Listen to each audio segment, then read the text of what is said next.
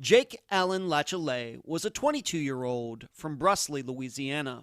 He was a father who loved fishing. On August 27, 2014, Jake had dinner with his grandmother and brother. After this, there are no substantiated sightings of Jake, but his truck was found on a bridge overlooking the Mississippi River in the early hours of August 29th. Over 24 hours later, he was never seen again. I'm Ed Denzel, and this is Unfound.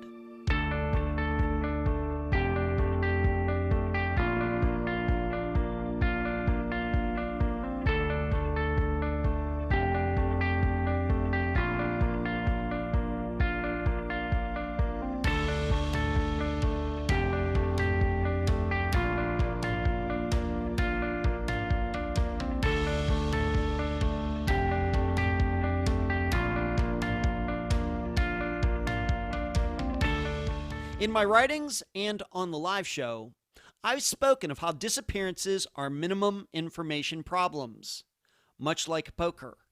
In that game, a player must make decisions despite not knowing what the other player's cards are, and whether they're going to bet, fold, or raise.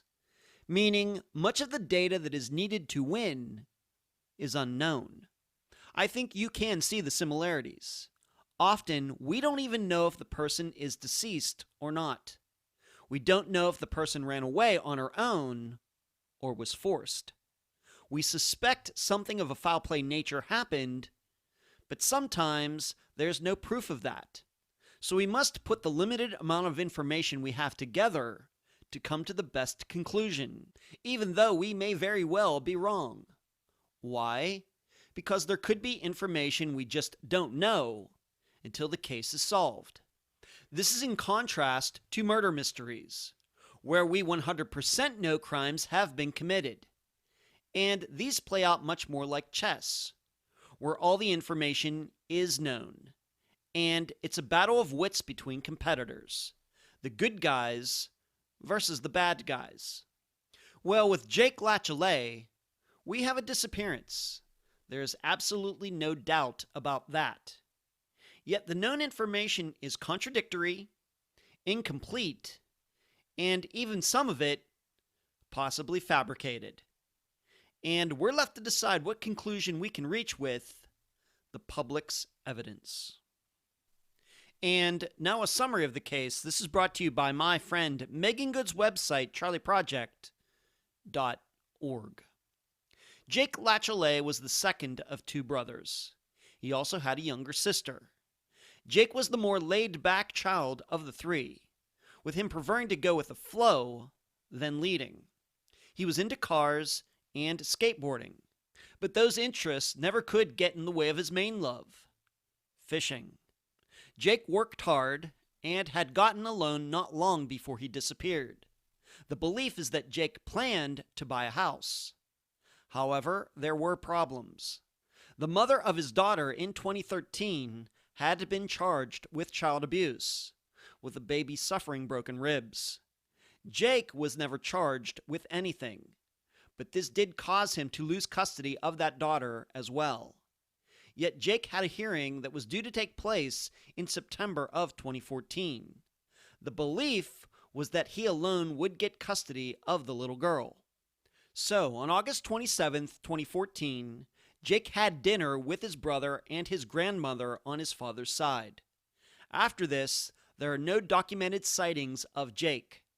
Yes, many text messages between himself and others, including Fallon, the mother of his daughter, but no phone calls where Jake's voice was heard or any situation where somebody put eyeballs on him. The only exception would be his father, who claims Jake was at his house on the evening of August 28th. Yet, this date is in doubt. Even so, 36 hours after that dinner on August 27th, in the early morning hours of August 29th, two 911 callers reported a truck on the I-10 bridge over the Mississippi River. The truck was Jake's. In fact, one of the callers said he heard a driver on a CB saying he saw someone jump from the bridge. Police arrived, The river was searched. Nothing was found. Jake was never seen again. The next day, when Jake's mother went to his apartment, many of Jake's possessions, including a TV, were missing. The roommate claimed he knew nothing and that Fallon should be questioned. Fallon gave no good answers to Jake's mother or the police. There is a ton of public information regarding Jake's disappearance. This is due to Jake's mother being very aggressive in getting Jake's phone, obtaining audio tapes of the 911 calls, and talking to the people who were around Jake at the time. Due to this, it's difficult to narrow this case down to 3 key questions. But I think these 3 will do. Number 1, why did Jake's phone go out of service for over 2 hours on August 28th? Number 2, why did the roommate offer no explanation of the theft or damage done to the place where he and Jake were living?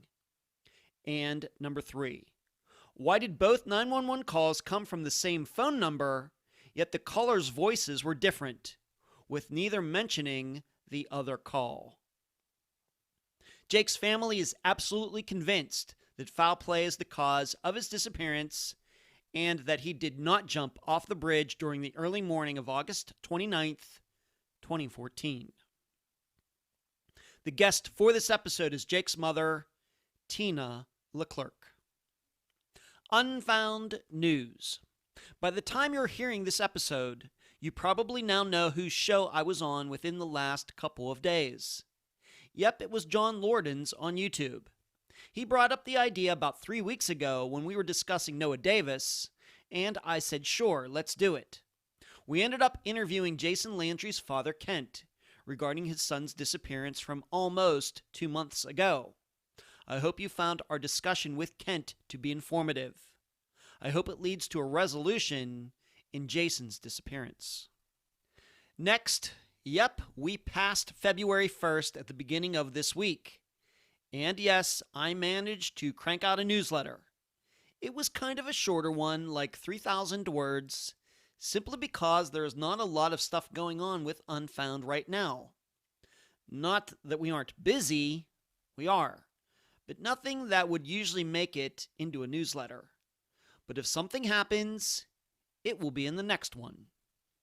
Finally, this past Monday, I had the pleasure of meeting in person a woman who will surely be on an upcoming episode of Unfound. Her sister disappeared over 30 years ago in Pennsylvania. We had lunch and a great discussion.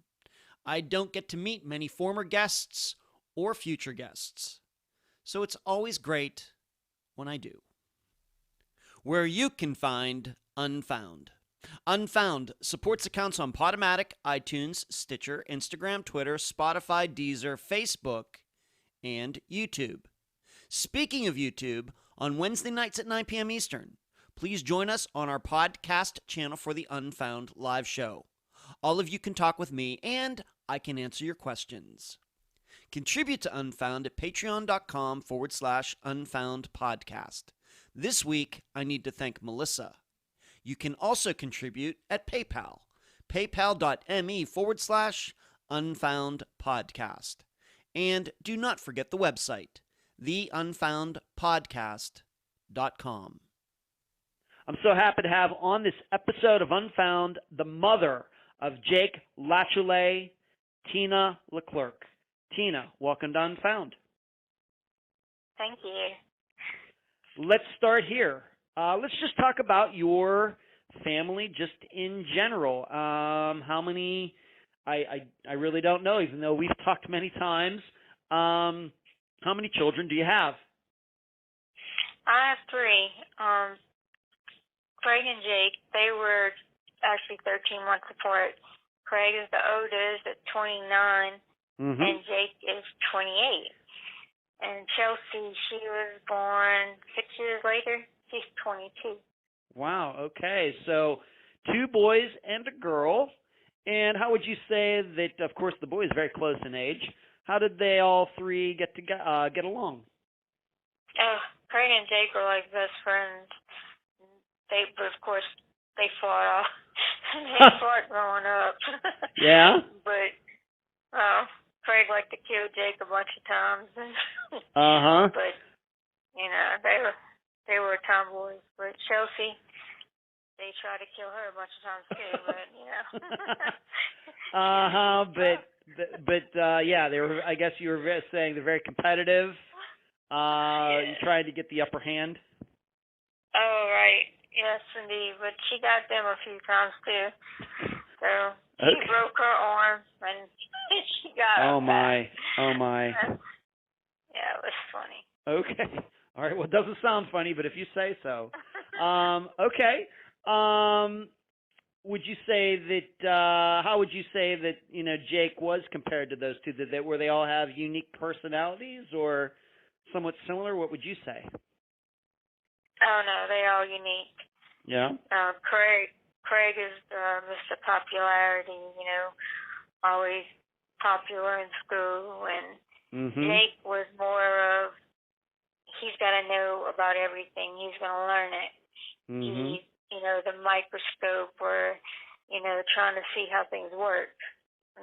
Wow. You know, that kind of thing. He was really smart always. And Chelsea, same thing. She liked to sing and that kind of stuff. So she was totally opposite too. They all have unique personalities. Okay. And so I'm guessing that Chelsea, your youngest daughter, must have been very young when this happened in 2014. Of course, not 6.5 years ago. Yeah. Yeah. She was still in high school, and it got her pretty good. I mean, but yeah. she really pulled through. She still managed to keep her grades up, and you know, the attendance in school. I'm very proud of her. Yeah. To say the least, you know, because when I broke, she helped me. You know what I mean? She was my rock.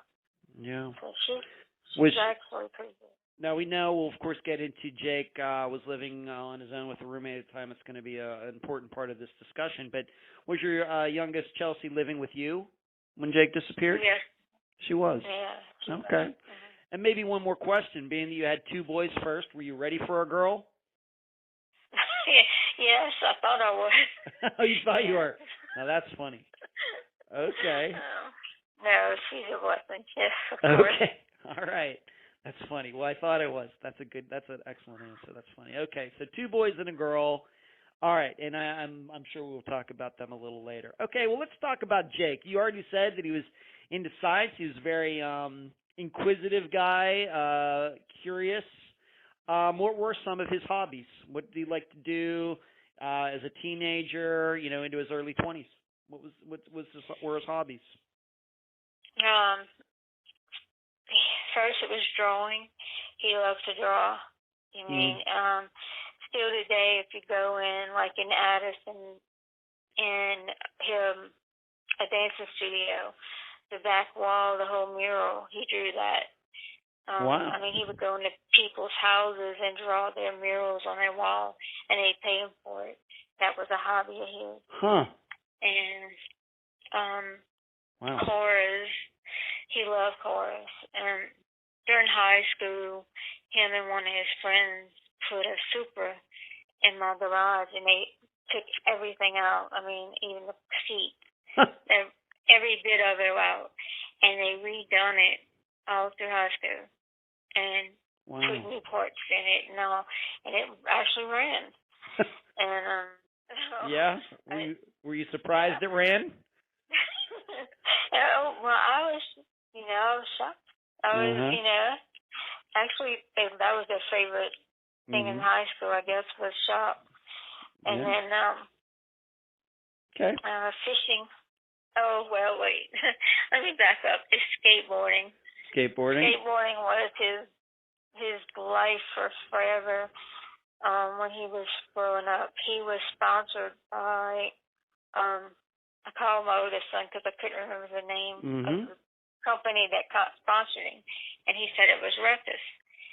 And he was sponsored by them, and they would provide, his shirts, his shoes, his pants, his skateboard. I mean, they provided everything for him All that's been good. all he had to do was skateboard and hand out stickers. He was really, pretty good. He must have been. Did he go to like competitions or something like that, or what? Yeah, he would show up at different parks and stuff. He was pretty good. Okay. And then he liked to fish. That was his next affair. He said that was his quiet time. He would go there and he would just quiet time by himself if he had to. Huh. So he wouldn't be fishing with others, he'd just go by himself. Well, we lived on the water, again, while he was in high school. We lived on the water, and it was like in a neighborhood, so, like there was water between my house and across the way there was other houses. Mm-hmm. So he used to have this little flatboat. He would go fishing in the evening. Well, I'm going to tell us a little story because this man would watch him. He would paddle down this little area, and this guy would watch him every day. Well, one day he called him over and said, "Son, come here." And Jake went over there and he says, "I got something for you." And this man gave him a trolling motor with a motor to put on his boat. Huh. So I came home from work one day and he was waiting for me. He's like, Mama, come here, come see. And I'm like, what? And he showed me. He was so excited. She says, "You got to come ride with me."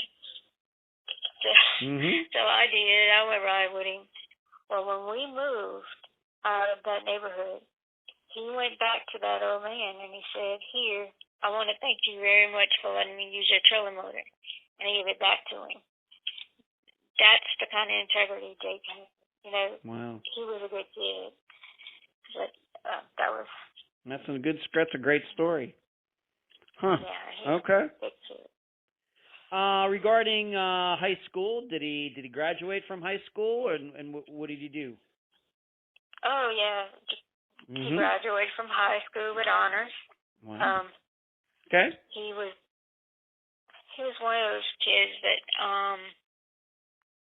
I can't explain. The only people who weren't at his graduation was me and his brother. So we were only two there. Okay. But he was super smart. Okay. They had places that asked him for college, but I was a single mother and didn't have exactly much money for him to go to college. So he went into just the Air Force. I'm more than sure it was the Air Force. And while he was there, he was in basic training. He hurt his wrist. No, his shoulder. He hurt his shoulder, and they had to send him home. So it didn't work out, but he tried. He was going to get in the Air Force. And that way he could get his education there and support our country at the same time. Right. But they sent him home. So he went to ABC school and finished the trade. His daddy welded and pipe fitted. So at times he knew some welding. So he learned to weld and pipe fit through that school. And that's what he does. How'd you feel about that? I mean, it's unfortunate, but those things happen. Injuries happen, especially basic training. You're running and doing all those things that they do, obstacle courses, etc. I mean, I guess injuries do happen. How did you feel about him going into the same business? We were going to talk about his father eventually anyway, but how did you feel about him going into that line of work? Well, I would have rather him do something else because I think it's hard work, but he had his own agenda. Jake always had a plan. When he loved money. And in high school he worked at a grocery store, and he would work on his shift. And if somebody else didn't want to work, he'd ask him, "Can I take this shift?" I mean, he was there to take whoever's shift he wanted. He wanted money, so he always had a plan. Good. And so, his plan was he was going to make it on his own. He was going to get his own business going. So he didn't like working for somebody, making money for other people. So he had a plan. And what work was he doing at the time of his disappearance? Several jobs. He was welding and pipe fitting at Exxon. He was fabricating. I don't know how to explain it. It was these big doors. He would send me pictures of huge doors and fences and stuff like that. He was making for this one shop. Okay. And then he was welding for it was casinos and stuff. He was doing that too on the side. So he had 3 different jobs going. All right. Let's move on to this. So this is the work he was doing at the time. Sounds like a very industrious kid. Certainly not lazy. Let's move on to this, and I just want to talk about this relationship in general. We, of course, get to the specifics very quickly, but just for now, this girl, Fallon, that he was in a relationship with, how did they meet? How long were they together? What can you say in general? How did they meet? They met at a Halloween party, and they were off and on for, I don't know, maybe 3 years. Okay, so they met maybe when he was like 18, 19 years old.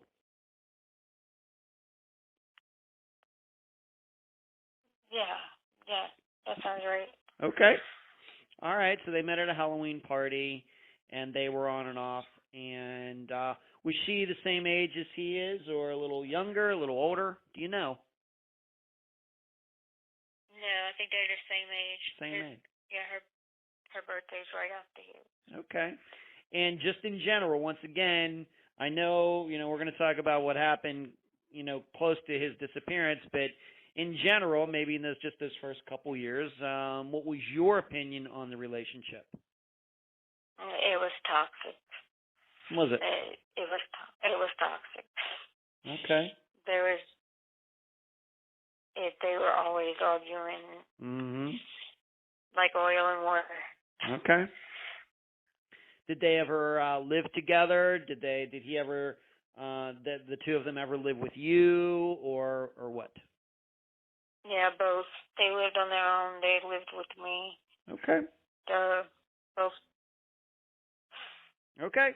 All right. We will come back to that. All right. So they knew each other for roughly about 3 years, off and on, like you said, toxic relationship. We all know about that. We're all adults here. So, and then they met, in their late teen years at Halloween party. Okay. And I just also want to talk about this guy very quickly. What kind of relationship did Jake have with his father? They didn't get along. When Jake was, I don't know, about 15, 16, his daddy said he disowned him, was no longer his father. Jumped out of his life. So they didn't get along that well. So when he got to be an adult, he tried again, but again they just they butted heads. So they couldn't get along. So. And you and his father were not together? You'd gotten divorced at some point in the past? Oh, yeah. They've been divorced for 20-something years. Okay. In your opinion, what was the issues between the both of them? Why would you say that they butted heads, in your opinion? George was abusive. Okay. He talked with his hands. Okay. All right. I think we can all understand that. Okay, so we'll just leave it at that for now. He will be mentioned later. Let's move on to this. In my opinion, what we do is, I think the listeners at this point know that these interviews follow a certain pattern. And one of those things that we do before we actually talk about the day of the disappearance, we talk about all of the things that kind of were going on in that missing person's life in the days, weeks, months before he or she disappeared. And I have to tell you, seemed to be a lot going on in Jake's life. So listeners, you should know we're going to cover quite a few things here, and this is where we are going to start. It may seem like a strange place to start, but I think it is important. You had told me, and I have it in my notes, that not long before Jake disappeared, he had gotten a loan approved. Is that true? Yes, he went and he had pre-approved for a business loan. He was going to get his own welding truck and start his own welding business, like for pipelines and stuff. Mm-hmm. Did you know that he was doing that? No, I didn't. It shocked me when he told me. All right, so he just up and told you, I'm going to start my own place. I'm going to get this loan. Did anybody need to co-sign for the loan? Do you know how much this loan was? How much money? Do you know any of that? I don't know how much it was. No, and no, he did this on his own. Okay. My Uncle Keith that's what he did. So Jake had talked with him, I'm sure, before he did any of this. Okay. So what you're saying is Jake went to a bank, fill out the loan information. It's a business loan, and that is your understanding. Right. Okay. How long would you say that occurred before he disappeared? Oh, it was that, like, that either day or somewhere like that. It was then. Very close. Very close. All right, so if we're going to accept that possibly August 29th, 2014 is his disappearance date. There might be a little bit of wiggle room there. But you're saying that this loan could have been gotten, he could have started to begin the process on maybe the August 28th. Right, August 27th. In my opinion, Jake went missing August 28th. Okay, thank you for that. It was 29th. Okay. All right, so you're saying it could have been the day before he went missing. Right. Okay. Let's move on to this. His roommate is eventually going to get mentioned in all of this, so we need to just cover him a little bit. What is the roommate's name? Of course, roommate at the time of the disappearance. How did Jake know this guy? How did they end up living together? Maybe you can give the listeners some specifics on that. Jeff Taylor, he went to school with them for a while. He was supposed to be a friend. That's how they knew each other. He had only been staying with him maybe 1-2 months at the most. He had just went in there. He had stayed with him before, I don't know, maybe a year or two before. And so that's why he went back there, because he needed a place to stay. So Jeff had an open room again, so there he went back there. I didn't like the place, but Jake said it's just temporary. Okay.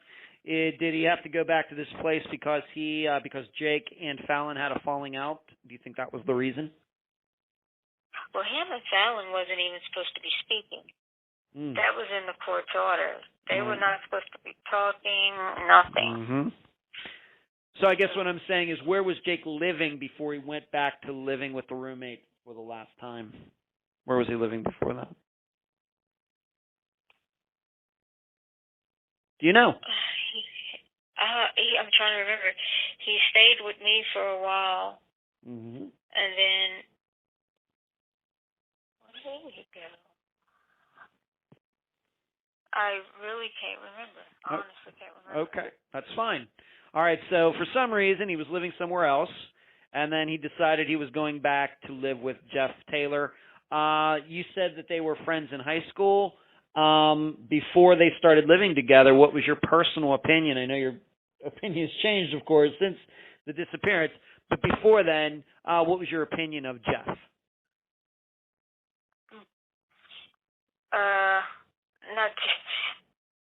Not trustworthy. I mean, I didn't like him.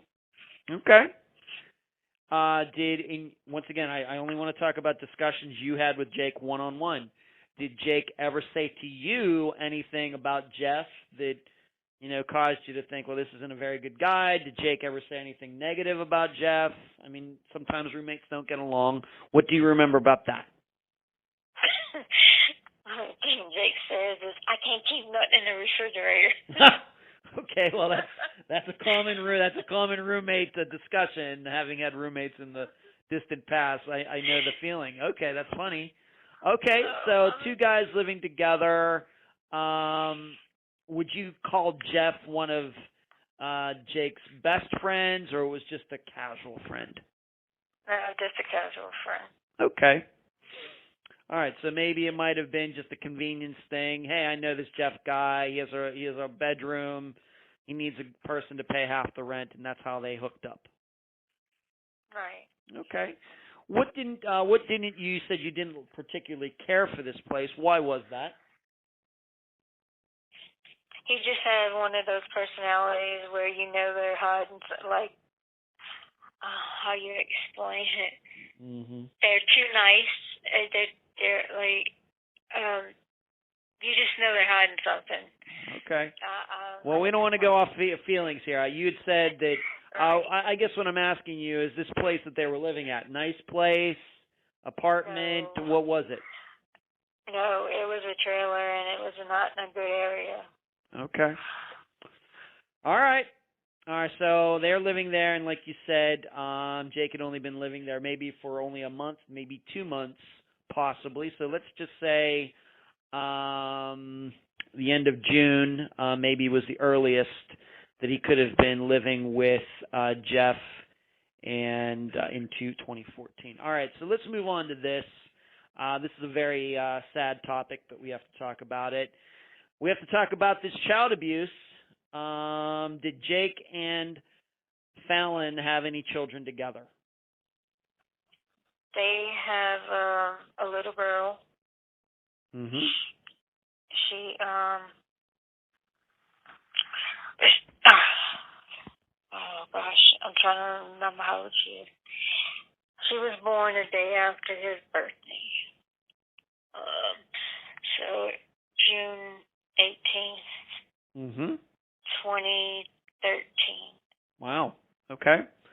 So she just would have been a little over a year old when Jake disappeared. Right. Okay. And so they only have one child together? Right. Okay. Yeah. Now, allegations of child abuse arose sometime, of course, between the summer of 2013 and Jake disappearing. How did that all come about? All right. Fallon was convicted of breaking 7 ribs and causing 3 hematomas on Naomi when she was 3 months old. How was, if you can say, how was this even discovered? How did this all come about that somebody recognized this? She went to the emergency room one morning, and I didn't really think too much of it because it seems like she was always at the doctor with this baby.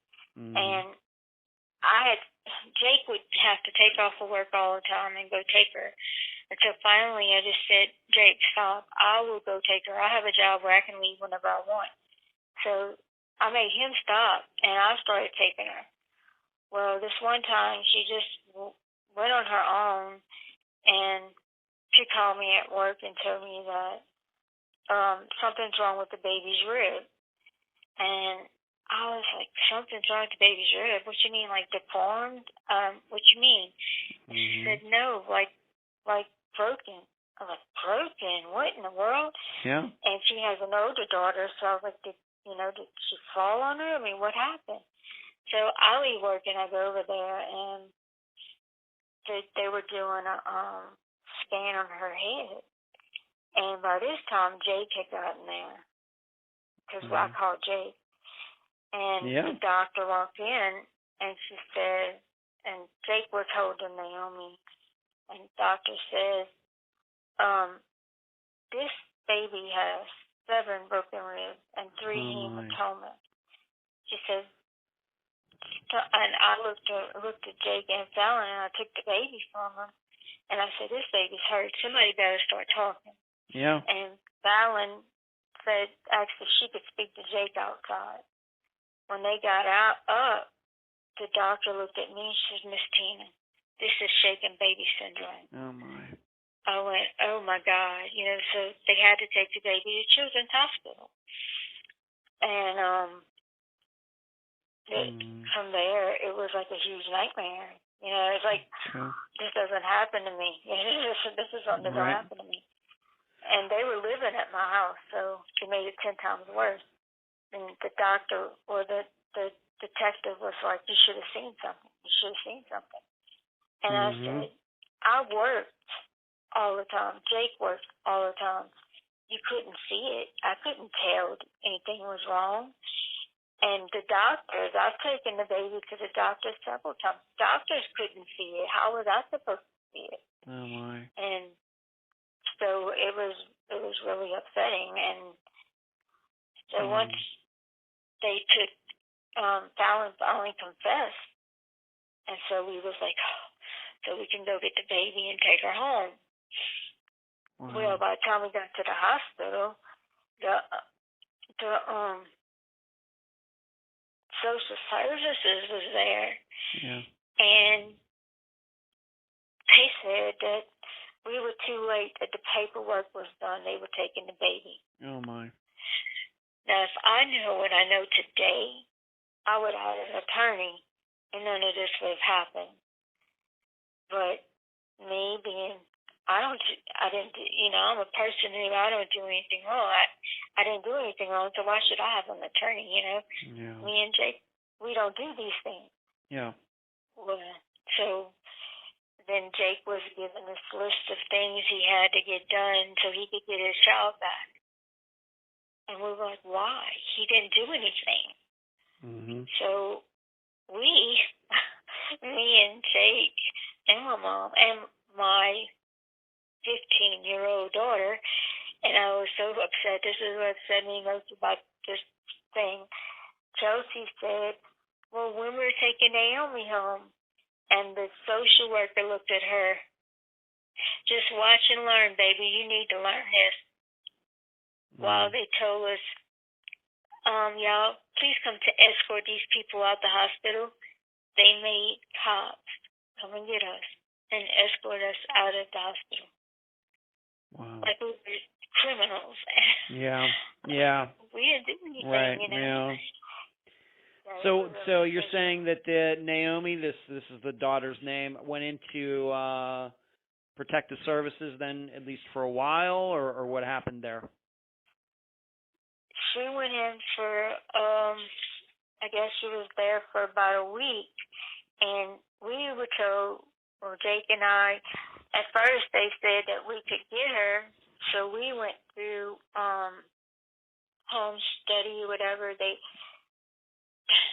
made us do the drug test and all that, which I was glad, because Jake said that the minute the detective got in there, the detective asked Jake, he says, "What's your mom on?" And Jake's like, "What are you talking about?" He says, "Your mom's on something." Jake said, "My mom isn't on anything. She doesn't do drugs." And so I was so glad to take that drug test just to check this, just to show that they were wrong. I wasn't on nothing. Yeah. I was in shock. If you want to know where I was on, it's called shock. Yeah. But after they did our home study and everything was fine, me and Jake was sitting around thinking, okay, well, if you got to work, I work on base. There's a child care on base. I could take her to child care there. We were figuring out, how can we do this? Him being a single dad, how can we do this? Just to find out that, no, y'all can't have him because it happened in your house. Yeah, right. And they might have been suspicious of everybody. So we were just like, what? And so then they decide that George is going to try. And I'm like, there's no way they're going to give it to him. I mean, he abused his wife. He abused me. He abused the kids. All this is on record. There's no way, And then they did. I'm like, what kind of? I mean, it's in record. I mean, I just couldn't believe it. I was in non-belief, and they did. And so Jake had to see, had to live with that, knowing his baby was there. And so how long did Naomi stay in this custody of the state? How long did that last? And who got custody of Naomi when this period was over? George did, and she stayed in there, I guess, about 2 weeks. And then George got custody of him. And so your ex-husband, Jake's father, George. Right. Okay. He got custody. That seems like an odd choice. Mm-hmm. Okay. Very. Okay. Let me ask you some questions about all this. First of all, yeah, we're doing this interview on January 24th, 2021. How is Naomi now? I guess she would be 7 years old, something like 8 years old. Did she recover from those things? How is she at 8 years old? Oh, I just seen her, thank God. I recently just reunited with her for the first time in 7 years. Yeah. First time I've seen her, she was going into surgery, and I actually got to see her. Yeah. And how's she doing? She's fine. She very, very smart. Likes to draw. She like her daddy. Yeah, she's so smart. She's very, very intelligent, and she's just way above her years, and I'm so glad, because I was so scared of something, in her head, right, prehematoma. And then she went in because she had an infection in her toe. It had gotten, oh my, I guess, staph or whatever. And I remember Fallon telling the doctor, yeah, she's a little tough cookie. And I'm thinking, you think? Yeah. So I guess what I'm asking here is, being that she suffered these, of course, these injuries, very early on in life, would you say that she has fully recovered from those? She has no lasting problems with any of those issues? None that I can tell. All right, great. She looked great. Okay, well, I'm sure the listeners were, they hear something about that, they think about, long-term effects of that, especially brain injuries, spinal injuries, and I'm glad that you're telling me at 8 years old that she's a healthy 8-year-old girl. That's great news. Okay, so they have that. And did you say that Fallon eventually just owned up to this? That she admitted to doing this? Yes, she did. She admitted to it. Did she ever give a reason why she did that? She claimed that she hit the baby's head on a door frame, and that the baby wouldn't stop crying, and she shook her. That's what she said. Okay. Okay. Now, we have to remember, though, that this happened in 2013. Right. All right, so this is a full year and a month or two before Jake disappeared. Just to move up into 2014, what was the status of all of this in the summer of 2014, a year later? What was the status? Where was Naomi? What was Fallon's situation with the law? And where was Jake in relation to all of this? What was going on with that particular situation during the summer of 2014?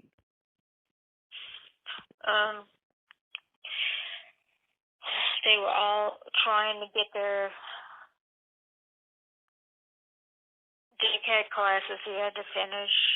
He was doing that, and he was upset because he was trying to work and still trying to do all this, and it was really hard on him.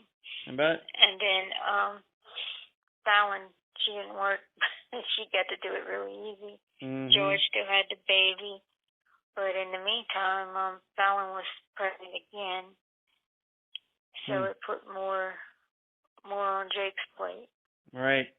Okay. So this, and her situation with the law, in fact, we were talking about this right before we started this interview.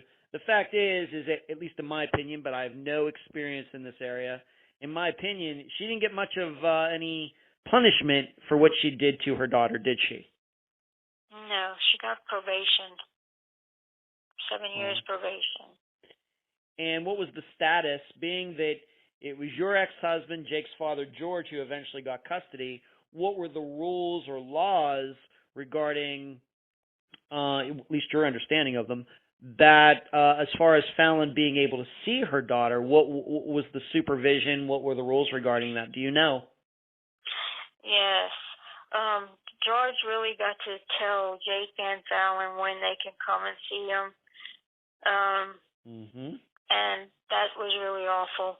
Jake had to pay his father $100. Don't quote me. It was either a week or a month. He had to supply diapers and clothes. Yeah. I'm not sure what Fallon's was, but what was really funny is that George never paid child support, so it was kind of funny. But so Jake had to pay this to him, and he was like, it made him cringe. But it was for his daughter, so it's a different story. But what made Jake the maddest is George would say, okay, yeah, you can come see Naomi on Sunday. So Jake was prepared to go on Sunday, but when Sunday got there, he would go, I changed my mind, you can't come, and turn him away. And I guess this goes back to that, what you were saying about Jake and his father not having a very good relationship. Yeah, I mean, that's just a typical George. Okay.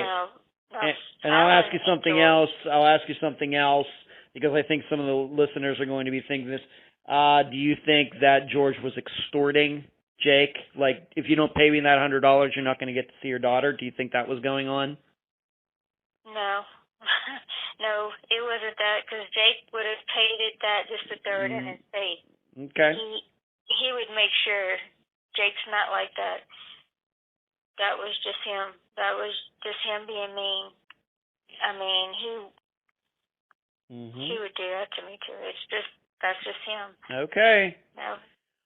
All right. So during the summer, I guess going up to the time of Jake's disappearance, so George has Naomi. Fallon has supervised visits.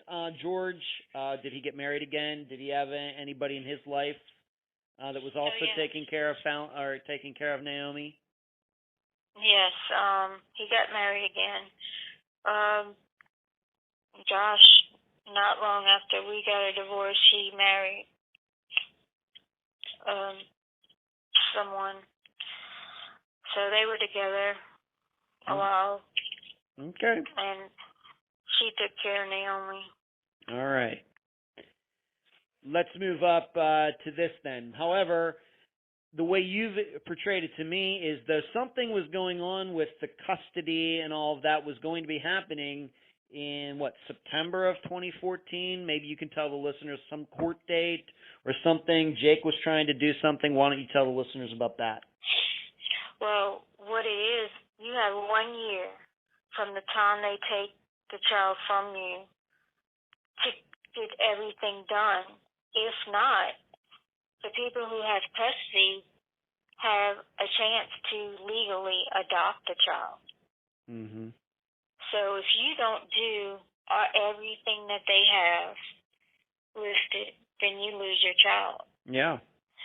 So it was coming up. That date was coming, and Jake was just I'm supposed to finish everything.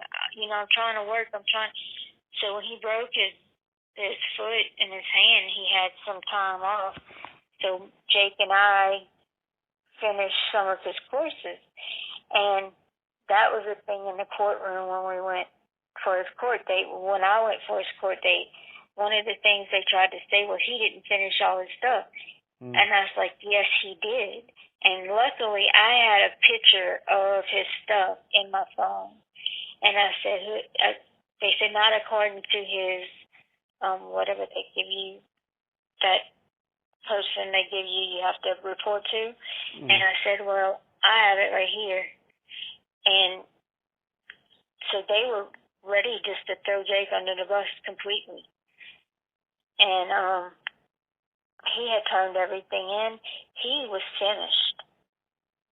But they were all trying to say, no, he wasn't. No, he wasn't. He must have did this because look, this. I said, no. Here was the pictures. He finished everything. I made sure of it. And okay. All right. So, but this court date, what was this upcoming court date? Once again, I have it in my notes that it was going to be 2 weeks. I'm guessing, once again, sometime in mid-September, late September of 2014. What was going to go on there? the custody for Naomi. Fallon was supposed to have her court date for the shaken syndrome, and then Jake would be able to get custody for Naomi. From George. From George. Okay. All right, that's and once again, your understanding, what Jake told you, your understanding of the situation is that was going to be coming up in a couple weeks, but Jake disappeared before that. Right. Okay. All right, so we have that going on. Would you say that, in your opinion, talking to your son Jake, was he excited about this court date coming up and the possibility of him getting custody of his daughter? Yes. He was getting everything ready. He was getting a new place. He was, trying to get everything ready. He didn't want nothing to stop him. So he was trying to get everything just completed. So his house and, so he was there. All right, but he was living, the thing is, though, he was living with Jeff. I'm guessing that was going to be changing? Yeah, like, I have in his text messages, it was like, like within the next few days, that was changed. Okay. So Jake, the way you look at it, Jake was going to be moving out from living with Jeff Taylor, getting his own place. I don't know, maybe moving back with you. I don't know. Was he going to get his own place, or what do you think his plan was? His own place. He had it within the next 1-2 days. He was moving out. Somebody had, he found a place. He was renting from someone. Everything was coming this way. Okay. All right. So I guess what we're saying so far in this, he's getting this business loan. He has this court date coming up where I think it is reasonable to suspect that he might have, gotten custody. I mean, I think a court would rather, have, the father, not the grandfather, taking care of a child. Surely Fallon was going to probably have a hard time giving her history, being that she owned up to it, and neither you nor Jake, of course, suffered any penalties. You didn't get charged with anything. So, there's, so I guess what we're saying here is you had a lot to look forward to the rest of 2014. It looked that way, yes, we did. All right, so okay, because I think the listeners who've already looked this up, given the publicity I did for the episode, they're going to look at this and think about, well, his truck's on this bridge and everything. They're thinking it, looks like suicide. I guess what we're saying here is he had a lot positive things going on in his life. Right. Things are going to be getting better within the next couple months. Okay. You've already mentioned it. Let's move on to this. How did Jake break his foot? Him and Fallon were arguing. He hit his wooden pole outside. He kicked it and punched it. It was an argument they were having. And when did this happen? How did that happen? August of 2014, or what do you remember? It was in August of 2014. Okay. Probably a couple of days before he went missing. It was. I know. I can't remember the exact date. That's all right. But, yeah. Just within a few weeks. Right. Okay. Where did this happen? At his trailer. At his trailer. The one that he shared with Jeff? Yes. Okay. And did that get in the way of his work? What medical attention did he get for his foot? Etc. How did you see his foot? How bad did you think it was? Your opinion? Yes, it did. Jake never cries. he never cried. That night that he broke his foot, he called me crying and telling he needed help. Huh. And so I got out of my bed and went to find him to give him help. He said Fallon wouldn't take him. And so when I seen his foot, it was just huge and black. Wow. And the top of his foot is what he broke. Oh my. Not the ankle, not the foot, it was the top.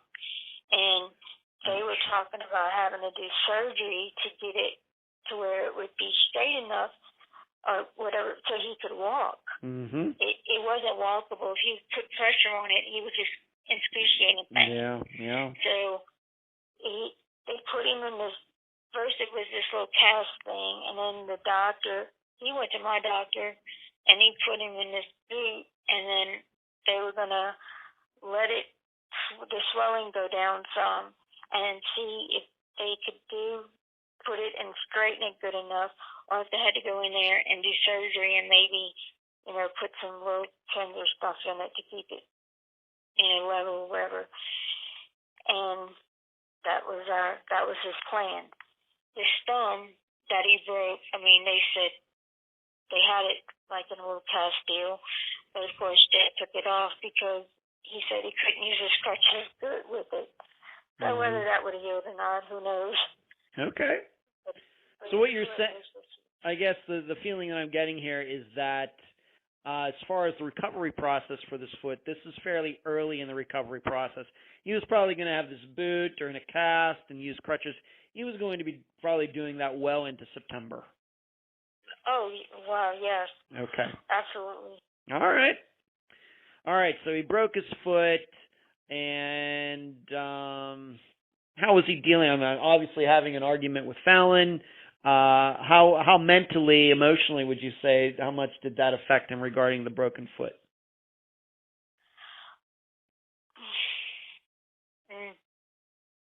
He was Jake. He still went fishing. Okay, well, he still went fishing. It couldn't have been too bad. Okay, that's funny. Okay, good answer, Tina. Good answer. Okay, let's move on to this. Now, I just want to make sure I understand one thing before we get into the day of his disappearance and what you believe that he did that day and everything.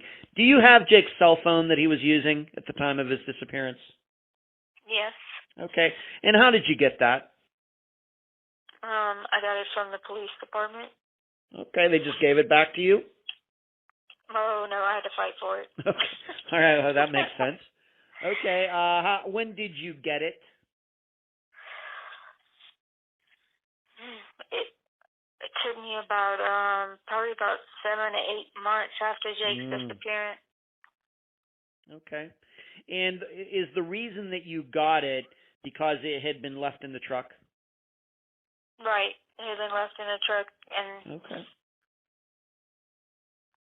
I had to prove it was my property and not Jake's. Okay, so it was your property. Does that mean like he was on your plan, or what does that mean? Yeah. Well, it was. I brought it. Said, "This is my phone. I bought it." So. Okay. They gave it back to me. Okay. What kind of phone is it? Is it a like what we would call an Android phone or an iPhone, being this is 2014, or is this a flip phone? What is it? It's an Android phone. Jake never broke a phone. Craig, you go through a million phones. Jake had the same phone forever, and so it's a simple little Android phone. From the era of 2014. Okay. All right. Simple. All right, we will get back to that in a bit. I just wanted to make sure that we're going to be talking about his phone calls, and texts a little bit later, and we're going to be able to do that because you do have access to his phone and probably his records too. We'll get to that later. Overall, now that we've talked about all these things going on, it sounds like Jake had a lot going on there during the summer of 2014, in fact, going back to 2013. How would you say his demeanor was? How often were you talking to him? How often did you see him in person during the summer of 2014?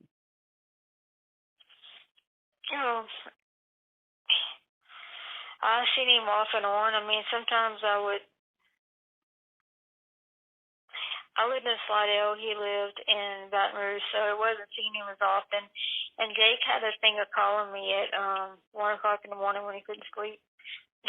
So we would have our heart-to-heart. But I would see him every now and then. Okay, would you say that he was mentally and emotionally, would you say that he was in a good place? Or, I mean, once again, he got this broken foot. You know, he has this girlfriend, Fallon, who he's arguing with, breaks his foot, has all of the child abuse stuff that's still hanging over him, even though he was not charged with anything. That's a lot going on for anybody. But how would you say that he emotionally was during the summer of 2014? Okay, was he in a good place?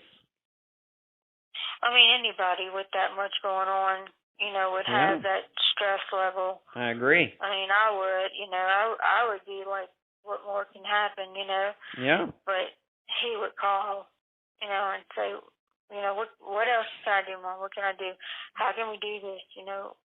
I mean, it's hard to say exactly what he was thinking, but for him to keep going and keep, okay, this is my plan next. All right, this is what I got to do next. To me, that was a building. You know, he wasn't going to keep building if he wasn't going to keep moving on. Right. It was easy for him to just blow in the towel and say, okay, I quit. I'm not going to work anymore. I'm not doing anything, and I just quit. But he didn't do that. Would you say at any time, you know, if he was talking to your other two children, I think it's Greg and Chelsea, anybody else, maybe friends that were maybe closer to him than Jeff Taylor, at any time, did they ever say, you know what, you know, Jake's really scaring me with some of the things he's saying, bad thoughts in his head, suicidal thoughts, any of that ever come up, for example, during the summer of 2014? Not that I'm aware of. Okay. Not on any antidepressants or anything like that?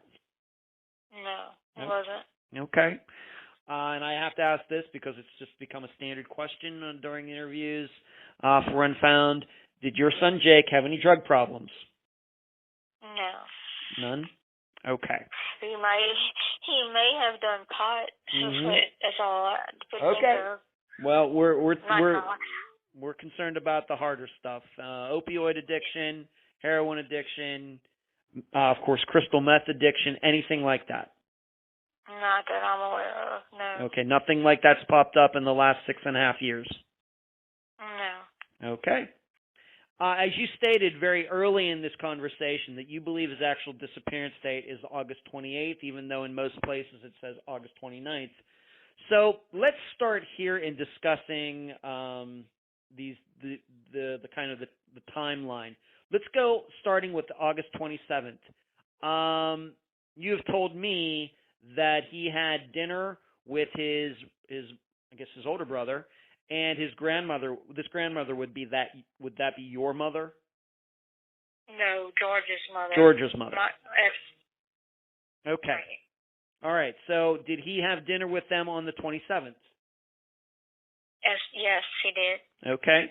And during that conversation, last 6.5 years, has your son, I don't know how much you talked to George's mother, but has your son ever stated, yeah, after Jake was there, he said he was going to go home, he was going to go fishing, he was going to go to Fallon's? Do you have any information on that regarding that at all? No, he didn't say where he was going. Okay. Now, being that you have his phone, are there any text messages, calls on the 27th into the 28th of anybody he was talking to? On the 27th, I got an outgoing text, but I don't have a time on it. 27th, I got an outgoing text. Okay. I can't say this on the air. It said, I didn't do a effing thing to you. And that's from Jake. And then it's got an incoming text, and it's from Fallon. I hope she can give you the love and happiness I couldn't. I'm sorry. Good night. And then it's from Fallon again. Mm-hmm. The 27th.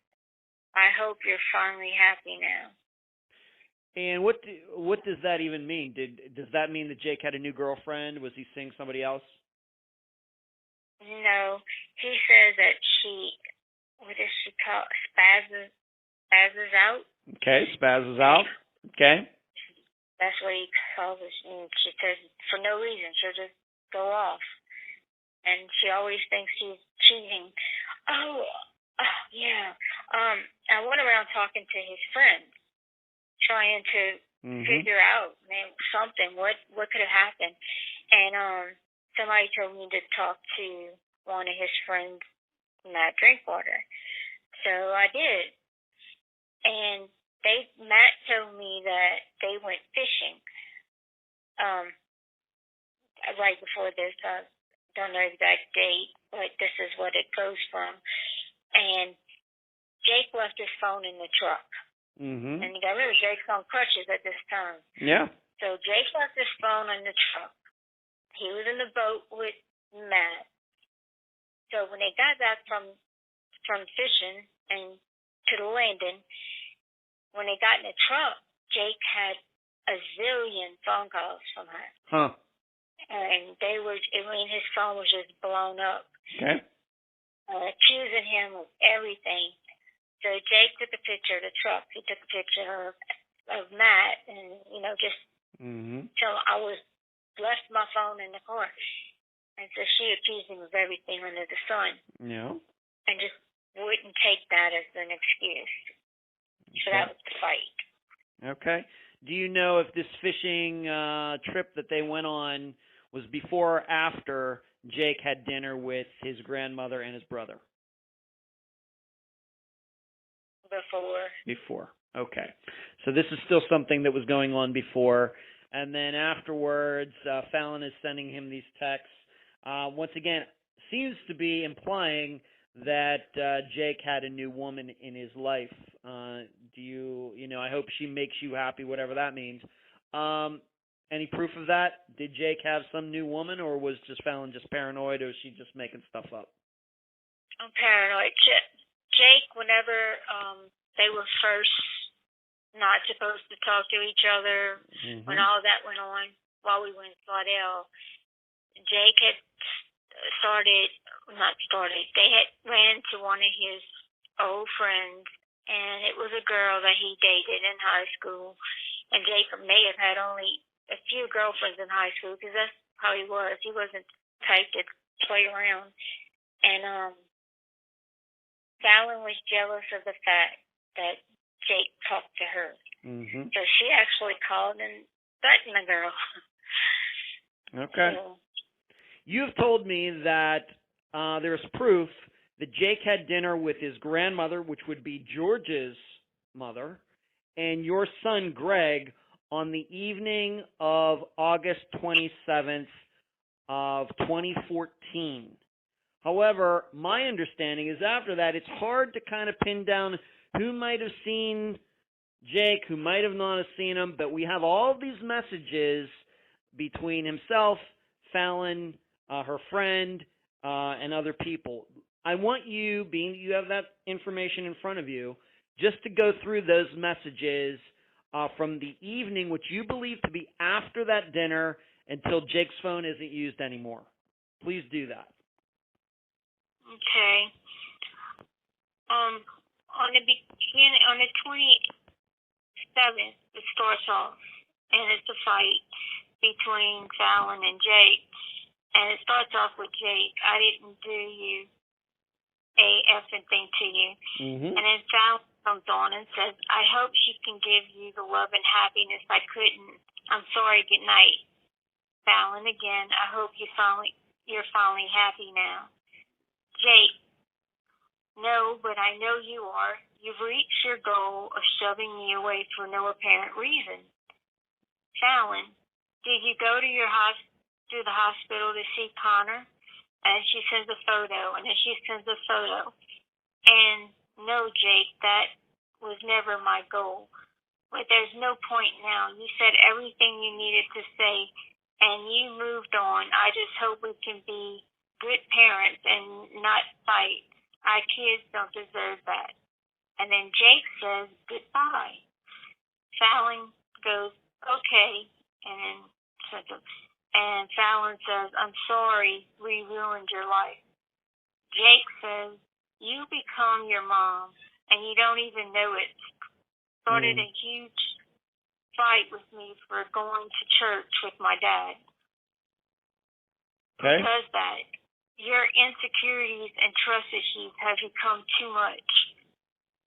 And Fallon says, block my number so I won't be able to call you, so I can fix my broken heart, so you can erase the memories, so you can be happy. I won't call or text you anymore. We just need to figure out things about the kids. Jake, go be with whoever you've been with. Bye. And Fallon, haven't been with anyone but Naomi Allen, so you don't want anything to do with the kids. And Jake, no one said that. Well, I was with no one else but Dad. But like always, you throw your fits. You don't want a relationship. You don't want a husband. You don't want a family. All you desire is someone to fight with. Fallon, that's really what you think? Jake, I feel sorry for you, really. Wish I could help you overcome your daddy complex. And Fallon, well, I'm sorry. I'm sorry for all my flaws and all my problems. I hope you can find someone who is nothing like me, and you can finally be happy. Jake, I will. Fallon, all right, well, good luck, and I guess this is goodbye, and I will always love you. I'm sorry for everything. Jake, your apologies mean nothing. Goodbye. Fallon, why do you love to kick someone when they're down? And Jake, ask yourself that question. Fallon, I'm asking you. I already feel low enough and bad enough. And Jake, it's a repeat process, Fallon. You're nice to me until nightfall. Then you become a complete jerk to me. Then you wake up and think about what you said and did and realize how ridiculous you've been. It never changes. You can only bend things so far. Eventually, it breaks. Fallon, I should have never got in this deep. You were too good to be true, and look who gets hurt. Look whose heart gets broken into 1 billion pieces. One day you swore you'd never hurt me. Now I have to look at 2 beautiful babies and tell them I'm sorry, and I promise to take care of them. I'm going to go to whatever lengths it takes to make sure they have whatever they need. I can start tonight. I'm going to drop Connor's feet off at your house today, and on my way in town, I'll leave it on the steps if no one is home. Sorry for everything I caused. I'll let you go and let you be happy. And Jake says, okay. Fallon says, are you going to be home in a little while, or should I send it with Mona? Jake says, I don't care. Fallon says, okay, I'll always love you. And she sends a photo of her and Jake. She says, let me know when he gets back. That's the daddy I want my kids to have. I'll just drop it off when you're not there, so you don't have to see me. And just call or text me when you want to see Connor. We will be moving soon, so we will need to figure out where to meet and stuff. Jake says he went nowhere.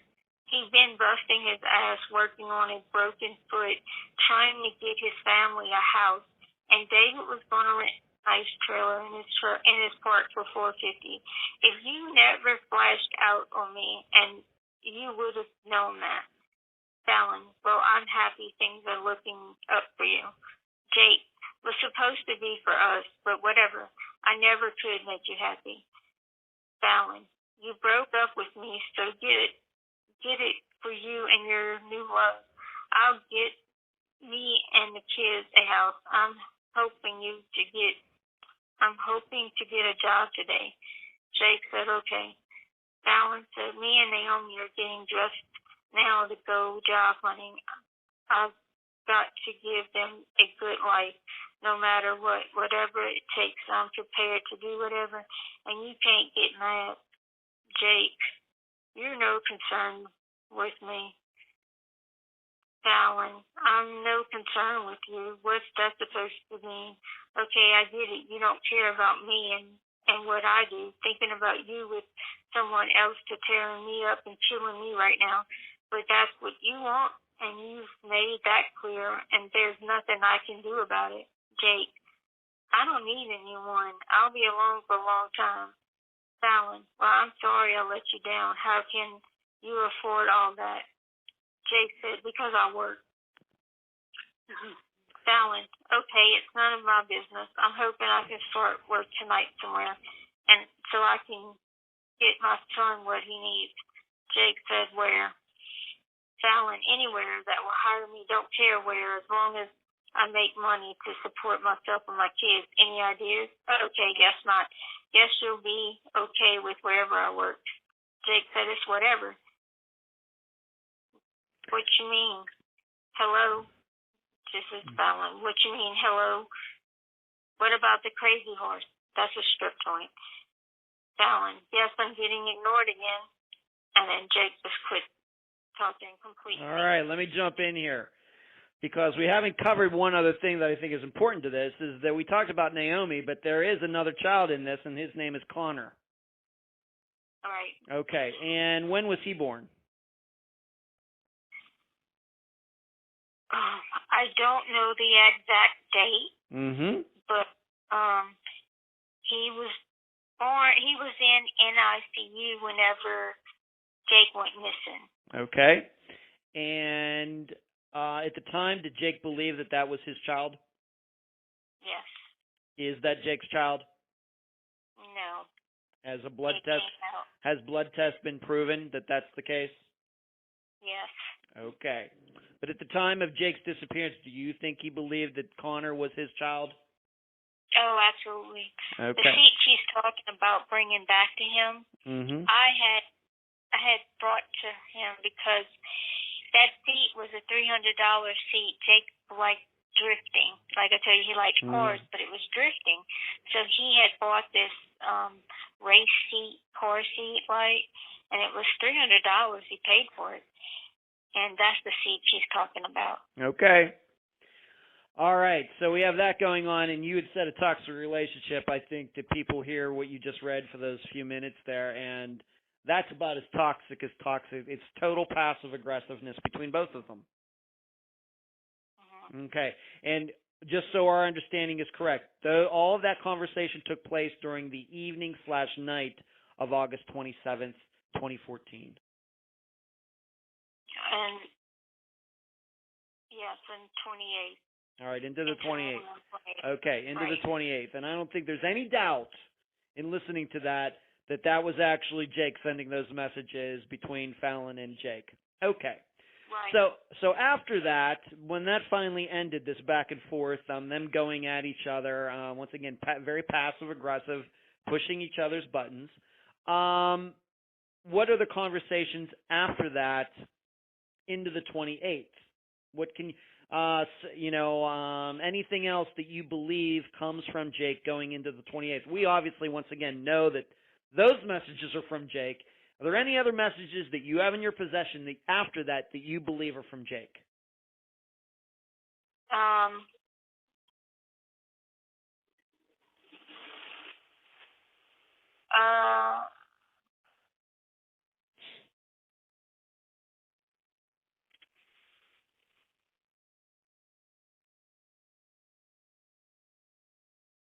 No. All right. Why is that? Why do you believe that none of the messages after those ones are from Jake? It's not his way of speaking. Okay. And who are those? If you could talk about the messages on the 28th, who are those conversations with?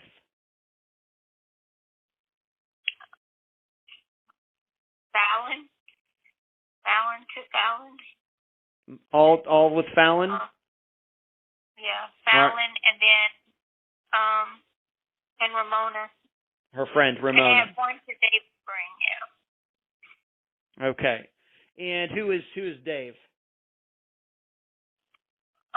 Dave Spring, that was the boss that had called him to do the job.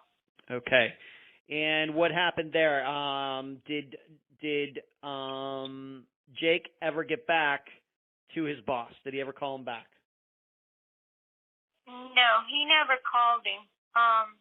There was a text message sent to him saying, "I was fishing, didn't get your text until just now." Mm-hmm. Jake would never have actually texted him. Jake would have called him and said, "Where was the job? I didn't get it to now. Do you still need me?" Jake would have never just texted me. Okay.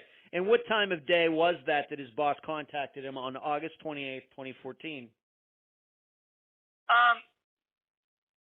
David had called him, asked him if he could meet the guy at 1:30 to weld, and then he called him. He had called him at 11:54, at 11:58, at 12:50, at 1:90, and then at 3:56, supposedly Jake messaged him. Okay, so Jake never dialed his number, just texted him back after his boss called him 5 times. Right. Okay. Now you said that there are also conversations with Fallon. Would you? I'm not going to ask you to read them, but would you say that the tone of those conversations back and forth are the same tone as the one that you just read there for a few minutes? Absolutely not. What would you say the tone is of those messages? Two people who like each other. Okay, so they're the opposite of what we just heard before. Yes. Okay. All right. So I think it's reasonable to think that something went on between all those messages you just heard, two people at each other's throats, and then later on the 28th when they're talking again and they're being nice to each other. Exactly. All right. And once again, on top of that, his boss is calling Jake and he's not calling him back. So, and on top of that, nobody sees Jake during the day of August 20th except for your ex, George, who claimed, that Jake came over to his house or something? Yes, he came over to get a trolling motor. Okay. All right. So there's all of that. So there's something that went on, I think it's reasonable to say, on August 28th, as you brought up earlier in this conversation. Any proof, yes or no, that Fallon and Jake saw each other after those mean messages that they had between them? No. Okay. Has Fallon ever come forward to explain why they went from being at each other's throats to being nice on the 27th to being nice to each other on the 28th? No. Did he, for example, did she ever say, you know what, we had this back and forth, both of us losing our minds. Jake actually showed up at my place, and we talked these things out and kind of kissed and made up. Has she ever said anything like that in the last 6.5 years? No. Okay. He's never said anything like that. Okay. All right, so thank you for all of that. I know that was a little laborious for all the listeners, but thank you for reading all of that. But I just wanted to give everybody a little bit of a tone of the relationship between the two, hours before he disappeared. All right, your perspective. When did you know something wasn't right regarding Jake, and that he went missing? Did you try calling Jake maybe on the 28th or anything like that into the 29th? When was the first time that you figured out, and how did you figure this out, that something wasn't right regarding Jake? No. George called my house at 6 a.m. on the 29th. Okay. And told me that Jake jumped from the bridge. Wow. I don't remember much after that. I think I'm sure. Just fell screaming. Mm-hmm. I told him it wasn't funny, and whatever. And he just loves to see me upset. So. Yeah. I just didn't believe it. And that day, they had to bring me to the hospital and give me medicine. But after I actually got my thoughts together and said, no, something's not right. I have to go down there.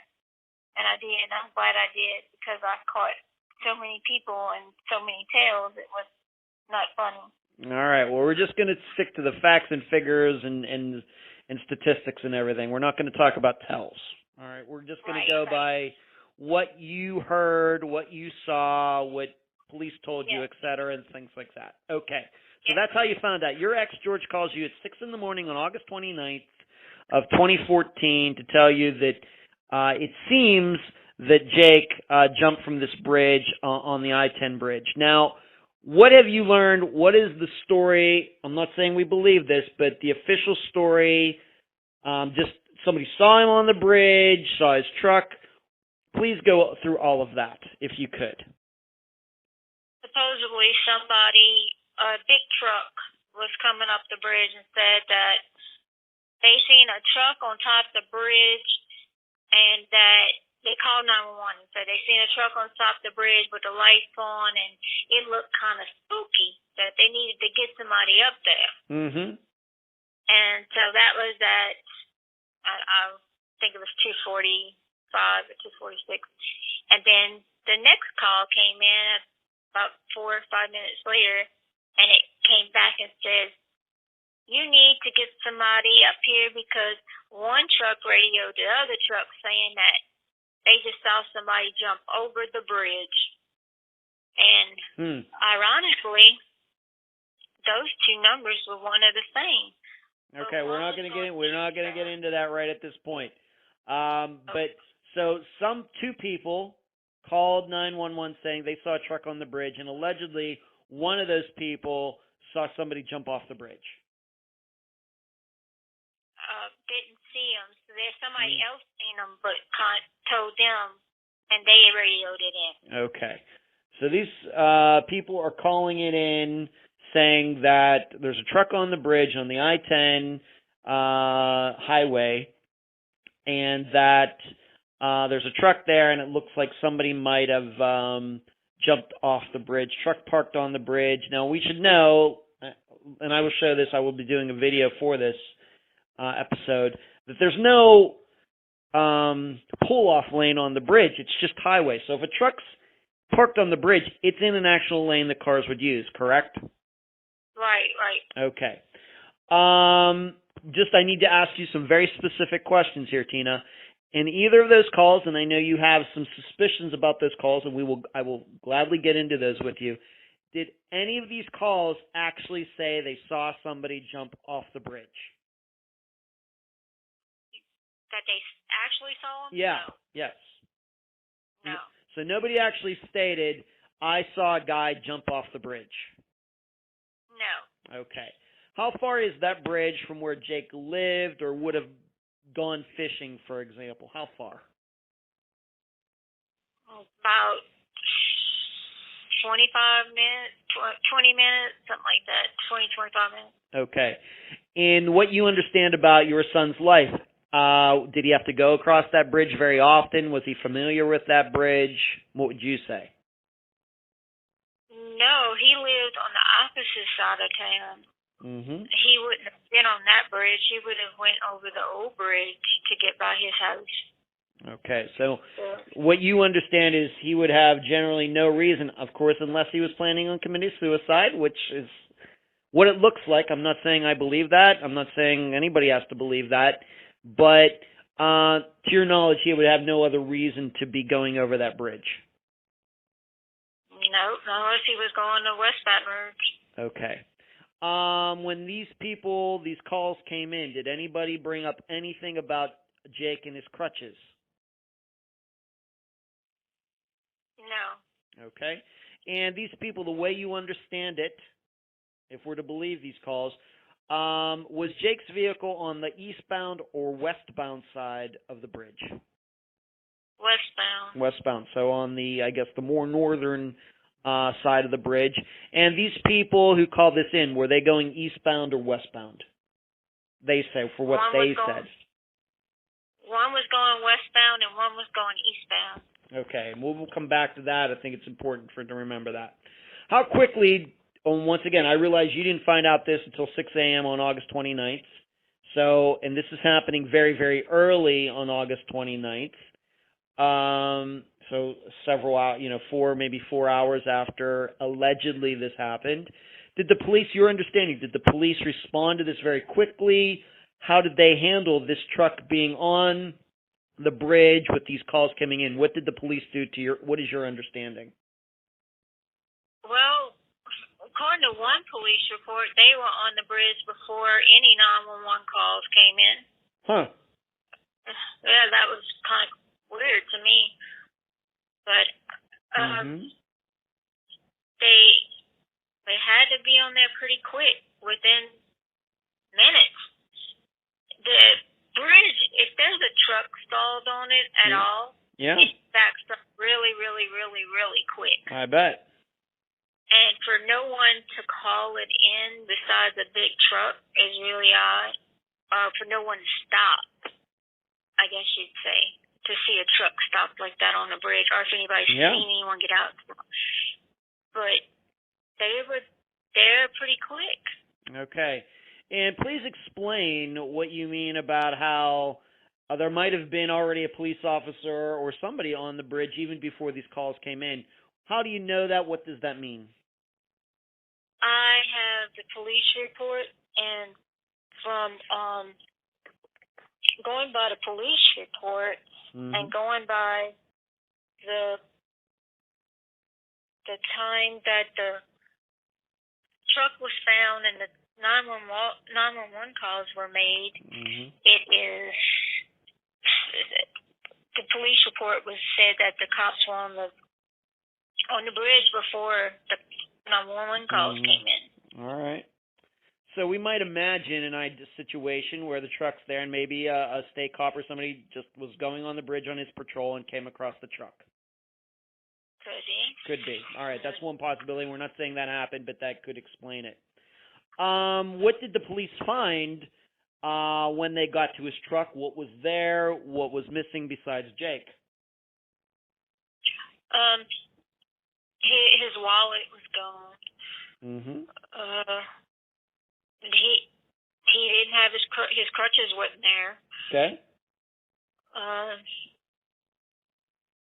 Those are only two things really missing. His cell phone and everything, his cigarettes, everything was still in there. Okay, and you had told me about this trolling motor. You already mentioned this trolling motor. Is this a different trolling motor from the one that you said earlier that somebody had given him? Oh, yeah. This is the trolling motor his father had lent him, supposedly. Okay. How long, to your knowledge, I know you didn't have a relationship with George, how long do you think Jake had this trolling motor before he went missing? He just borrowed it, from my knowledge. And actually, I did speak to George, and he actually told me Jake had just borrowed a trolling motor. Because my stepdad had contacted George and asked George to go with him to check out spots that if Jake did jump, this is where bodies would go. Okay. All right. Well, I'm just asking you about the trolling motor. Let's just concentrate on the trolling motor. When you say that he just got the trolling motor, what does just got mean? Like within hours? No, within days. Like if he really went there at 8 o'clock that night to get the trolling motor. Yeah. Okay. That would have been Excuse me? I said if he did go there at 8 o'clock, that would have been the correct time. Okay. So Jake has this trolling motor in the back. Do you have any idea whether he actually used it for fishing or not? Well, there was no battery in the boat, so if he used it for fishing, he misplaced the battery. Okay. So we have the phone, which you eventually got back. We've already talked about that. You have these messages. We have this trolling motor, but what's missing is Jake and his wallet. Right. All right. Any other things in the truck? You said was he a smoker? You said cigarettes were in there? Right. Right, yeah, he had like 3 packs of cigarettes he had just bought. Mm-hmm. I mean, his truck was filled with gas. It made absolutely no sense. Okay. Was the river ever searched? Yes. They sent divers down. They did sonar. I mean, they called out the boat to dredge. I mean, they moved the barges. Mm-hmm. They did everything they were supposed to do, and nothing was ever found. Okay. Have the police in the last 6.5 years ever given you an idea of how long they think the truck was on that bridge before it was discovered? No. No, not at all. Okay. All right. So it looks like Jake maybe distraught over the relationship he's having with Fallon, even though there's text on the 28th saying they were getting along again. He's not calling his boss back. Maybe he's depressed about something. He has a lot going on in his life. We've already covered all that. And it looks like he drove his truck to this bridge and jumped. That's what it looks like. All right, so let's move on to, in the police search, they don't find any signs of anything of his in the river, and we've gone through all of that. So let's move on to the rest of the information. We're going to get into this a little deeper. Now, let's go talk about Jake's place where he was living with Jeff. You've told me that it looked like it had been damaged. Please explain, how did you find all that out? Well, the next day I went there to Jeff's house because I wanted to hear from Jeff, and I wanted to see Jake's room. And Jeff let me in, and it was me, my brother, and my ex-husband, not my recently ex-husband. Okay. We went in there, and we went back there. Jake's TV was gone. His guns were gone. There were holes in the wall. The boot that was supposed to be on Jake's foot was in his room. I mean, he had a few clothes in there. I mean, but that's it. And so I asked Jeff, I mean, what did you hear anything? What was going on? Jeff says he was sleeping. He didn't hear nothing. I said, oh, come on, Jeff. You know, I mean, this trailer's small. It's a tin can. And that's all he said. I didn't hear anything. And that's what he said. I didn't hear anything. So Jeff is claiming he has no explanation for things being missing, the damage, nothing. Nothing. He said he didn't hear nothing. That's all he told me. I need to talk to Fallon. That's what he said. I need to talk to Fallon. Yep. He said that the day after, so August 30th, I guess this would be, of 2014. You show up at Jake's place. Jeff is there. He has no explanation for what you see. And then on top of that, he says, you got to talk to Fallon. Yep. You need to talk to Fallon. And did you talk to Fallon? Yes, I did. And what did she say about why Jeff would have told you to talk to her? Did she have any idea why he would say that? Yeah. She told me some crazy story about Jake. We're not going to call it crazy. You just say what she said. What did she say? Did she say something about Jake that you don't want to say on the air? Yes. All right, well, let's leave it at that. So, and she claims that because of that is the reason that all of that stuff was damaged? Right. Okay. But did she give any explanation for the TV being missing or any of that? Not a word.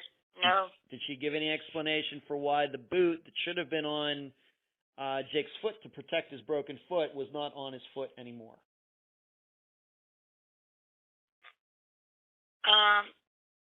She said he was running without it.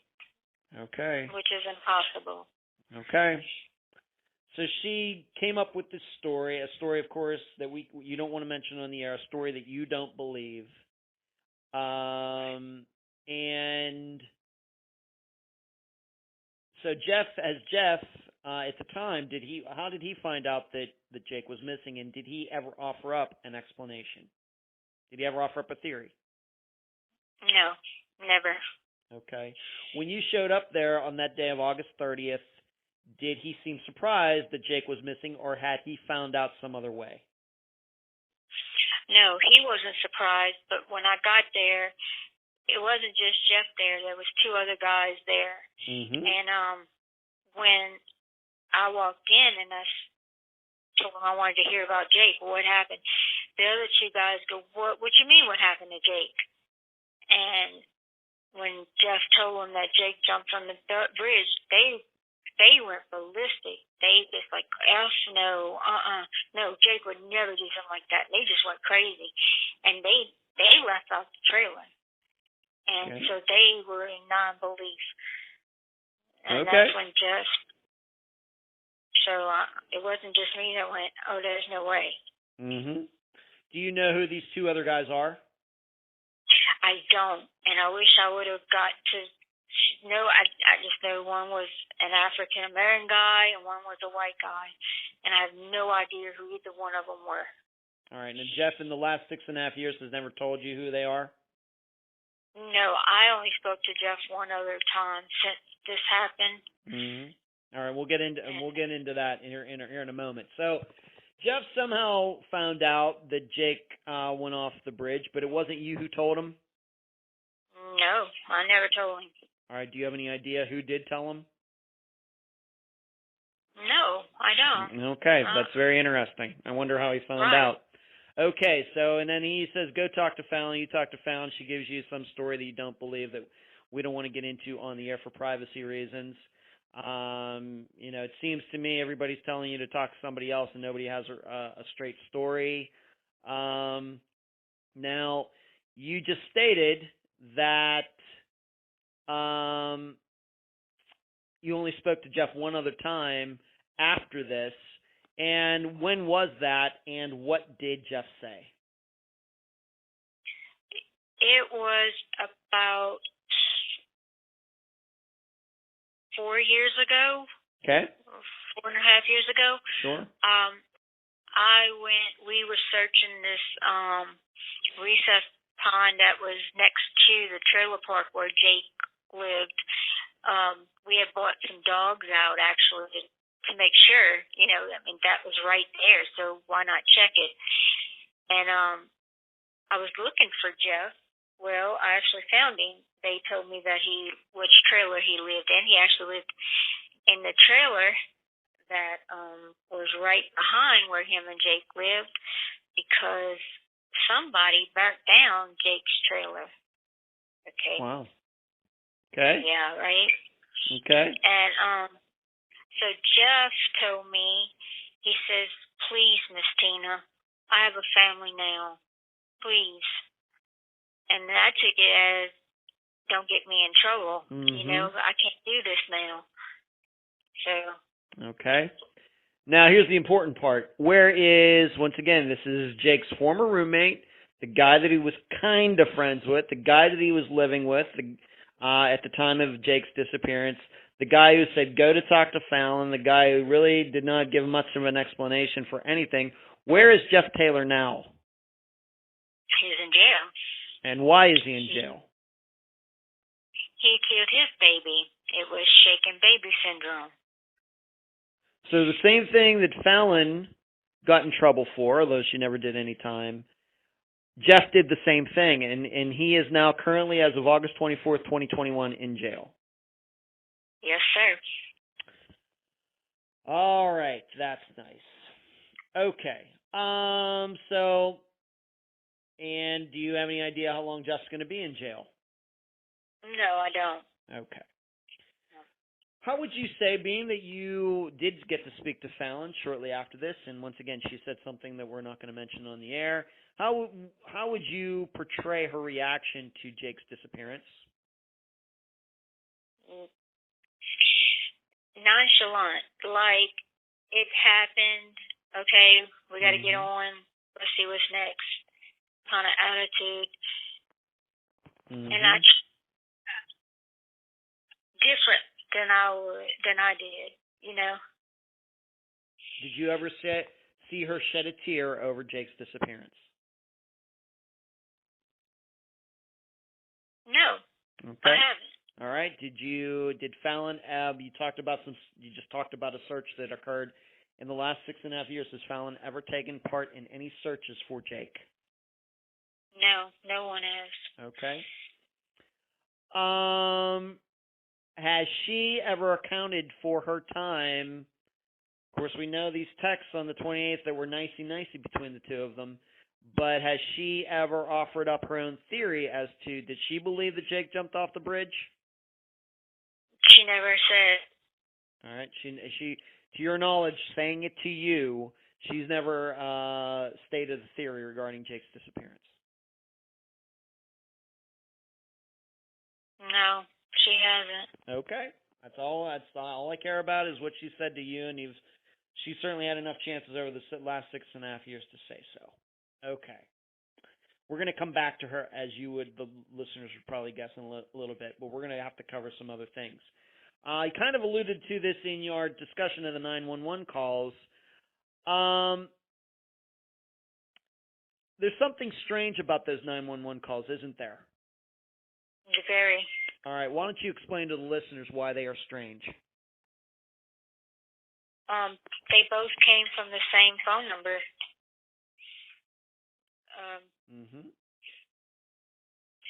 And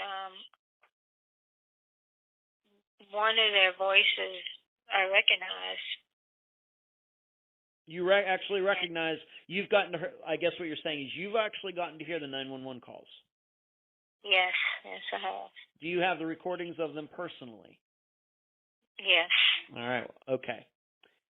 And you think you recognize one of the voices? Yes, I believe I do. Okay. All right, well, all you can say is you think you recognize one of the voices, and so we can certainly talk about that if that's what you believe. Who do you believe, who does that person sound like?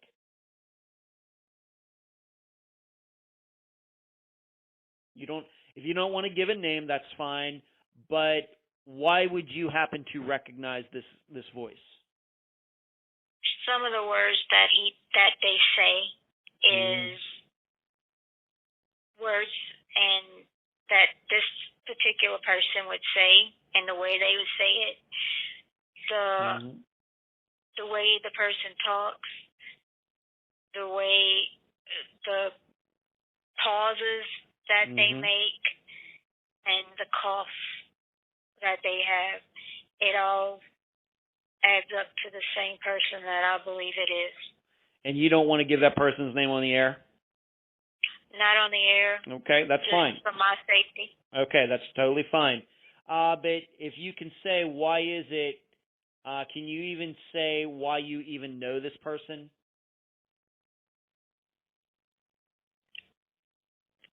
Yeah, it's within the family. It is. Okay. All right, so you believe that this one person that called 911 sounds like somebody you know, who you have reason to know how this person sounds. Right. Okay. What about the other voice? That voice is not familiar to you? Not at all. Okay. I don't know the other voice. But the thing is, as you stated, you have proof that both of these calls came from the same number. Yes. And even though the voices are different. Right. Wow. Okay. All right. That's a little confusing. And how did you get that information, the recordings and all this information, where the calls came from? How did you get that, Tina? Homeland Security. They gave me a copy of the transcript of the calls and the disc from the 911 calls. Okay. And unfortunately, I've still yet to hear those. I would certainly like to hear those, Tina, before this episode comes out. Maybe we can make that happen. Now, on top of this, and I think this is spectacular on your part, being that you thought that you knew one of these people on this recording, you actually tracked one of the callers down. Yes. Okay, and once again, I'm not asking you for any names or anything like that, but you got this person's phone number and called this person, and what happened? I asked them if they drove a big truck, and they said yes, they did. I said, do you remember a night where you seen somebody sitting on a bridge, jumping off a bridge? And he says, I don't know what you're talking about, and he hung up on me. When you called him, did you identify yourself? Did you say, I'm Jake, Jake's mother? No, I didn't. I just, okay. Because I didn't want him to hang up on me right away. I wanted him well, to at least give me something. That's an interesting point of view, because I would say, had you said that, maybe if this guy had done this, you know, if you'd identified yourself, maybe he would have been less likely to hang up. You know, I guess we'll never know now, maybe. But when did this happen? How long after Jake's disappearance did you do this? The minute I got these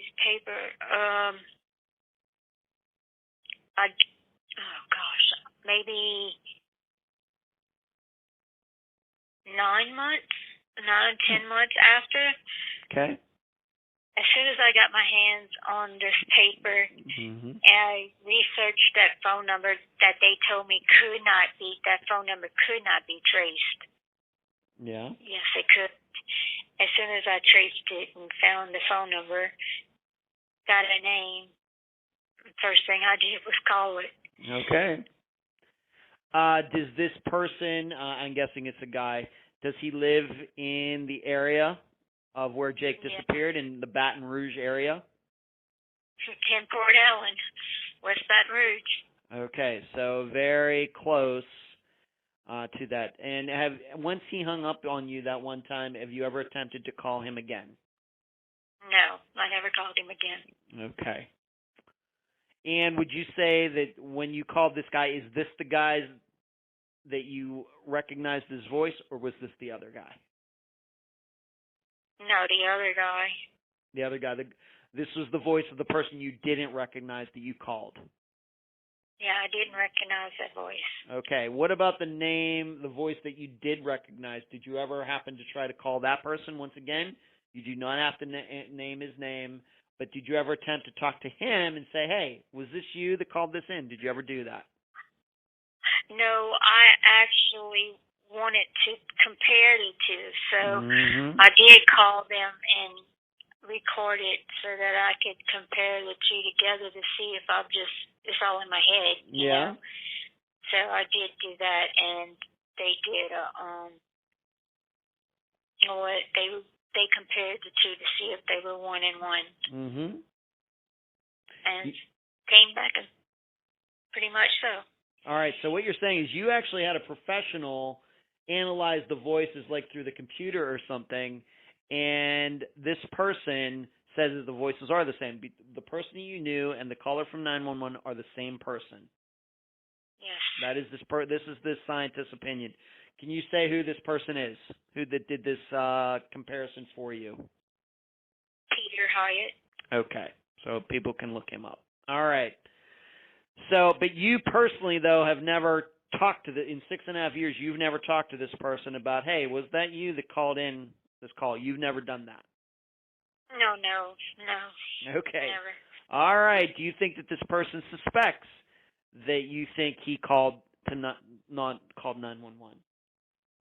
Oh, yeah. He knows I said it, I'm sure, because I know Craig probably went back and said something. Okay.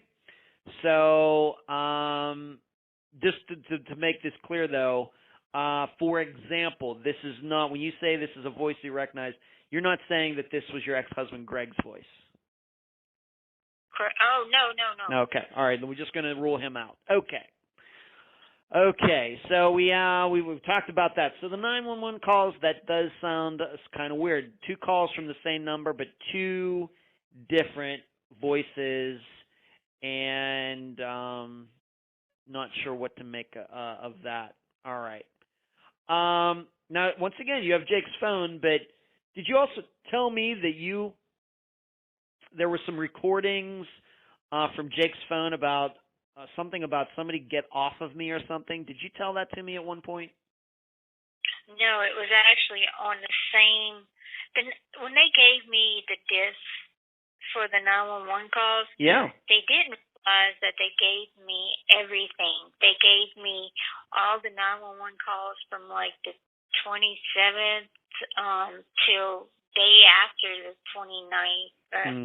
They gave me all them talking, all the dispatchers talking, the police talking back to the dispatchers.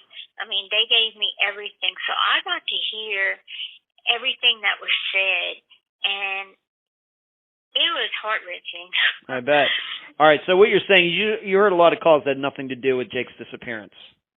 I had a lot that had nothing to do, but they had one that came through, and if you listen to it, at first it was like the background noise was so loud that it was hard to hear it. So you had to take some of the background noise out and listen. And it said, it was like, get off of me. And you could hear it. And it was like, oh my Lord, that sounds like Jake. But the 911 people never called that number back. So we don't know. We'll never know. Did they, 6.5 years ago, do you think you could go in and find out what number that call came from that said get off of me if you thought it sounded like Jake? I don't know. Never actually tried.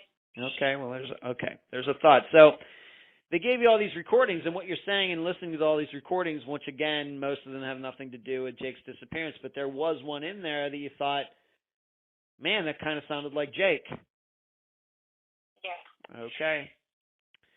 All right, let's move back to the custody issue. Once again, we've already established there's Naomi, who was shaken, and then there was Connor, who was in ICU at the time of Jake's disappearance, and we've covered that Jake believed at the time that was his son, but it wasn't. It was some other guy's son. Who was the father of Connor, can you say? Lance Doge. And who's he? One of Fallon's ex-boyfriends. Okay. I guess they reunited. I guess so. Do you believe, so going back to those messages on late on the 27th that you read off for a few minutes there, this very toxic relationship as you've portrayed it, do you think at the time that they were arguing that Fallon knew that Connor was not Jake's son? Absolutely. All right. Do you think that was once again, your opinion? Now, we don't know this for a fact, but in your opinion, you think that Fallon perfectly knew that Connor was not Jake's, but she was going to try to guilt Jake with Connor anyway? Yes.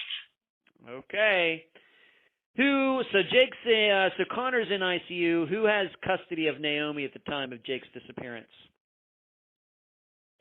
Jake's dad, George. Okay. Can you explain, I know we've talked about this a couple times already, but, because this might be important, how did he get custody of Naomi? Why wasn't it Fallon's mother?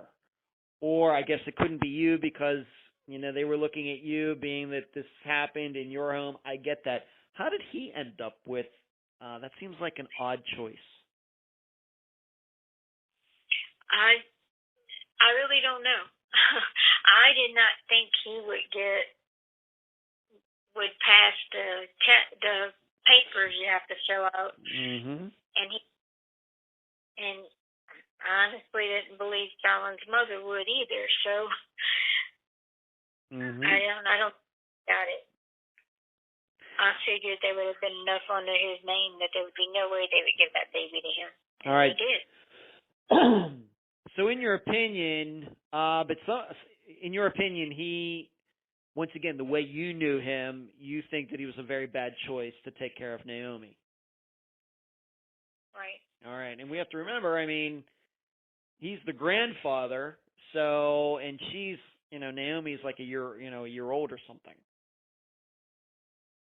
Right. Right. She was only 3 months though when they took her. Okay. So she was still a baby. Wow. She was a year old. She wasn't going to be a year old until, almost time for them to get her back. Okay. She was just a baby. And I know with my children, he wouldn't keep them by himself. Yeah. So I guess it was all on Sandy. I don't know. All right, let me ask you this. When it turned out that George got custody of Naomi, did Jake ever express to you his disbelief, his sadness, whatever else, regarding George getting custody? What did Jake say to you about it? At first, it was like he was half and half, Okay, I'm glad she has a place to go other than someone else's home.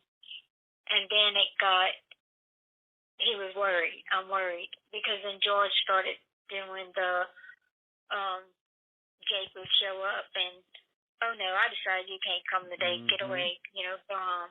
And when he started that, then it reminded Jake of things he used to do to me. And then the things he used to do to them. And then he would get scared, So it brought back memories. And as it brought back memories, they get a little bit more nervous and a little more nervous. And so that's when it became a real problem when Jake got nervous about her being there.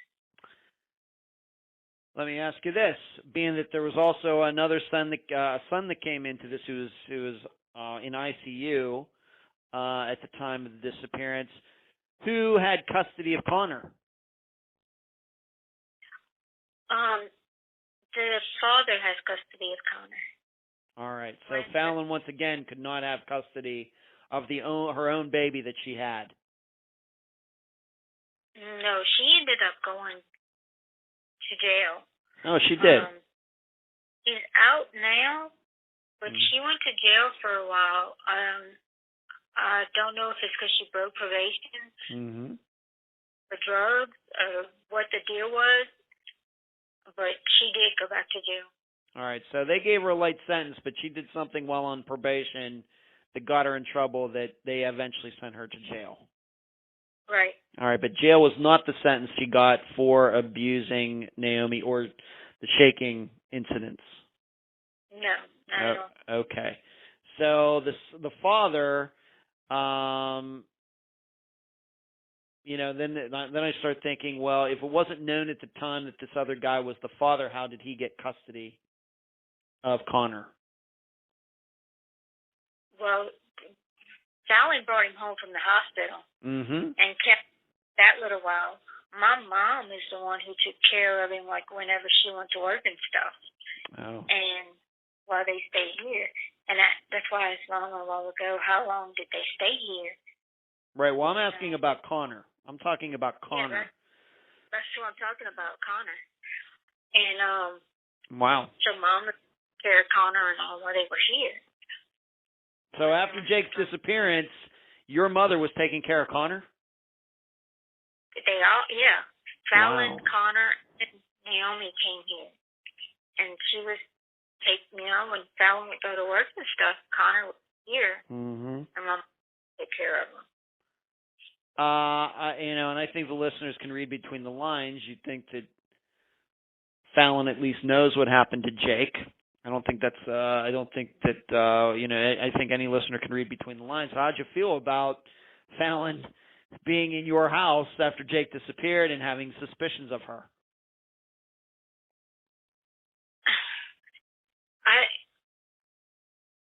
I don't know. I was in shock still about everything, and then felt responsible for the kid.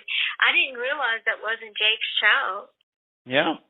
Right. I thought Jake's kid. What was I going to do? How was I going to take care of? I was working. Yeah. I got a job. I work for NASA. I cannot be thinking about all this stuff while I'm trying to do stuff to put in space and not can kill people. All right. I couldn't. And then here I have these two precious kids, and what am I going to do? So the only one I could turn to is my mom. Yeah. Right. I was put in a place that I didn't know where to go. Okay. So. All right. So very complex. And at some point after Jake disappeared, it was determined through a blood test. Why did that even come about, that there was a blood test done on Connor for, I guess that would be paternity? Why was that done? I have no earthly idea. I learned about it on Facebook. Okay. All right, so you weren't even a party to that. Okay. No. All right. Now, we had talked about this court date that was going to happen in September, where Jake was trying to get custody of his daughter Naomi. What happened, being that Jake went missing?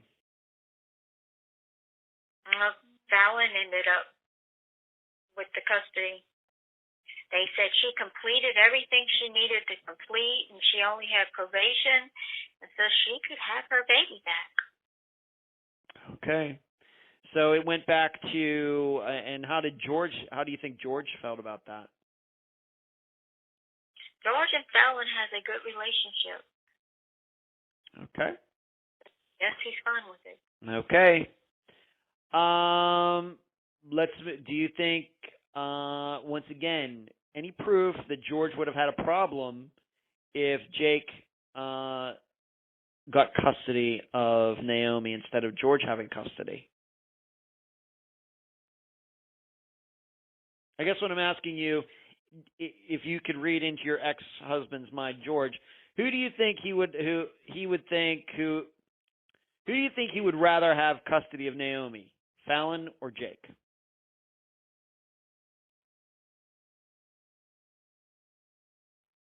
I can't answer that one. Okay. All right, let's move on to this. You received an anonymous letter at some point. When did you get it, and what did it say? Oh, I got that one. Oh, gosh. And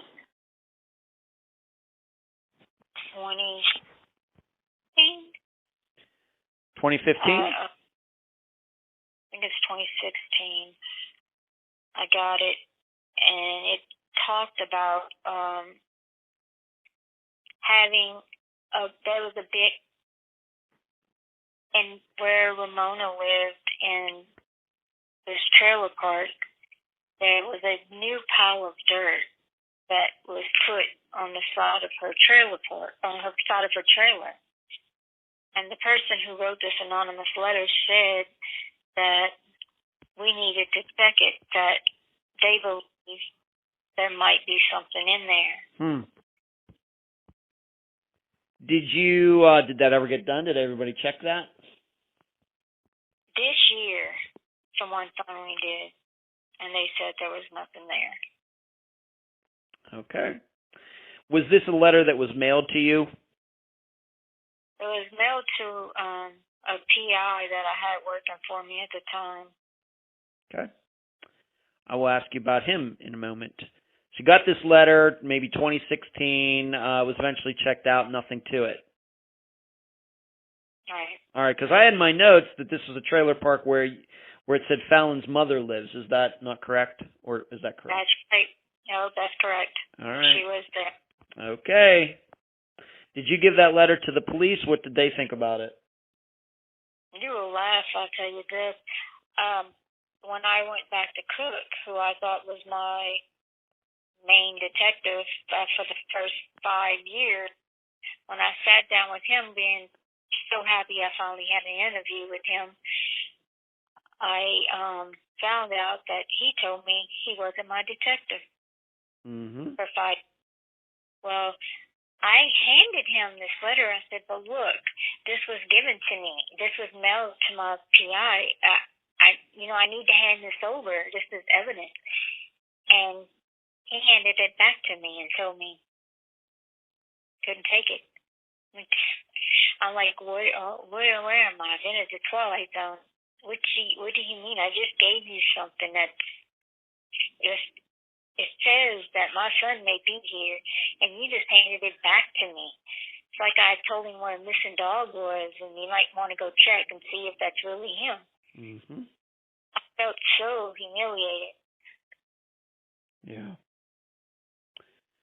So he didn't take it seriously. Didn't want anything to do with it. No, not at all. Okay. Now, you actually had, you of course created Jake's page, and you actually had a problem with a couple of women on there being trolls. Why don't you tell the listeners about that, how that all got started, and it turned out, who were they? Yeah, they had two women that got on there and told me that I really needed to go on and get those 911 calls, and that I would really that it would explain all. I would know that Jake jumped from the bridge, and they would start arguments, and I would say, you really need to leave me alone. Mm-hmm. No, you need to realize that your son jumped from the bridge and quit ignoring it and da-da-da. And I was like, who are these people? So I first found out that they were friends of Fallon. Secondly, I found out that they were actually dispatchers at the police station. That were actually dispatchers. So I went back to the police, or to the dispatch station where I call it Homeland Security, and told them, I said, this is what's going on. Do you realize what they did? I told them, this is actually against the law. And they need to be reprimanded. He said he would do it. He would do something, and I don't know if he ever did, if ever didn't, but I went even above him and tried to get something done. I could not believe that these women could actually go on there, give this kind of information, and actually torment people on there. It's crazy. And they were, and most importantly, they were two friends of Fallon's. Right. So they're trying to push the idea that, you just need to understand, you need to get over this, and Jake jumped off that bridge, and don't you understand, and everything else. Right. I just need to get over the facts and realize and quit denying it. My son jumped from the bridge. I was like, wow. Did you finally get, did these two women finally go away? Did they finally get reprimanded, or what ended up happening there? They supposedly did. They never bothered me again. I didn't receive an apology or anything, but they did leave me alone. They did stay off my page, and hopefully they'll never do that to anyone else. Right. Because I did go above. I went one above their boss because it was ridiculous. Okay. You mentioned you had a private investigator for a while. Was that any help at all? No. Zero? Not at all. Okay. We're not going to mention his name, but how long did you put him in for responsibility of trying to figure anything out? How long did he do that, and what can you tell about the listeners about that experience? It probably was about 3 years, and I honestly believe he did it for the publicity. So he could have his name on the billboard. Yeah, that happens. I would tend to agree with you. Every time I would ask him what's going on with Jake, he would say, this person, he's working on this person, and you realize I'm doing yours pro bono, and da-da-da, and I'm like, so you're just telling me that my son's not as important as the rest of your cases. That's not right. When is my son finally going to get priority to something? I'm not paying for it, but at least your name's being, his business tripled. Yeah. But I wasn't paying him anything. But your business tripled. That's not fair. That happens a lot. I can't say it enough. The listeners, I think, for the most part, know how I feel about private investigators, and what you're stating is something that a lot of other people have experienced, the same exact thing. Yeah, you have to be careful because they take advantage of you so quick. Okay. let's move on to one more item, and it's kind of something maybe that has gotten lost in the mix of, a ton of information here. But at the time of Jake's disappearance, once again, you said that his boot was found the next day, August 30th, at his place. We talked about that. But the crutches were not found at his place, were they? No. Were the crutches found in his truck? Nope. So the crutches, along with Jake, were still missing, and I think people would say, well, it's hard to believe somebody would jump off a bridge and take the crutches with them, and especially I think that crutches would float. But you think that you actually saw these crutches, and how long was it after Jake's disappearance that you thought that you saw them, and where do you think that you saw them? Well, actually, it was that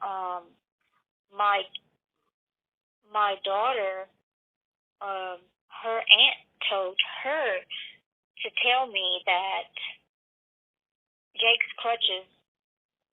that she had Jake's crutches, and that she was to tell me.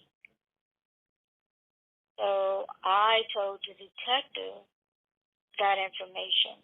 Yeah.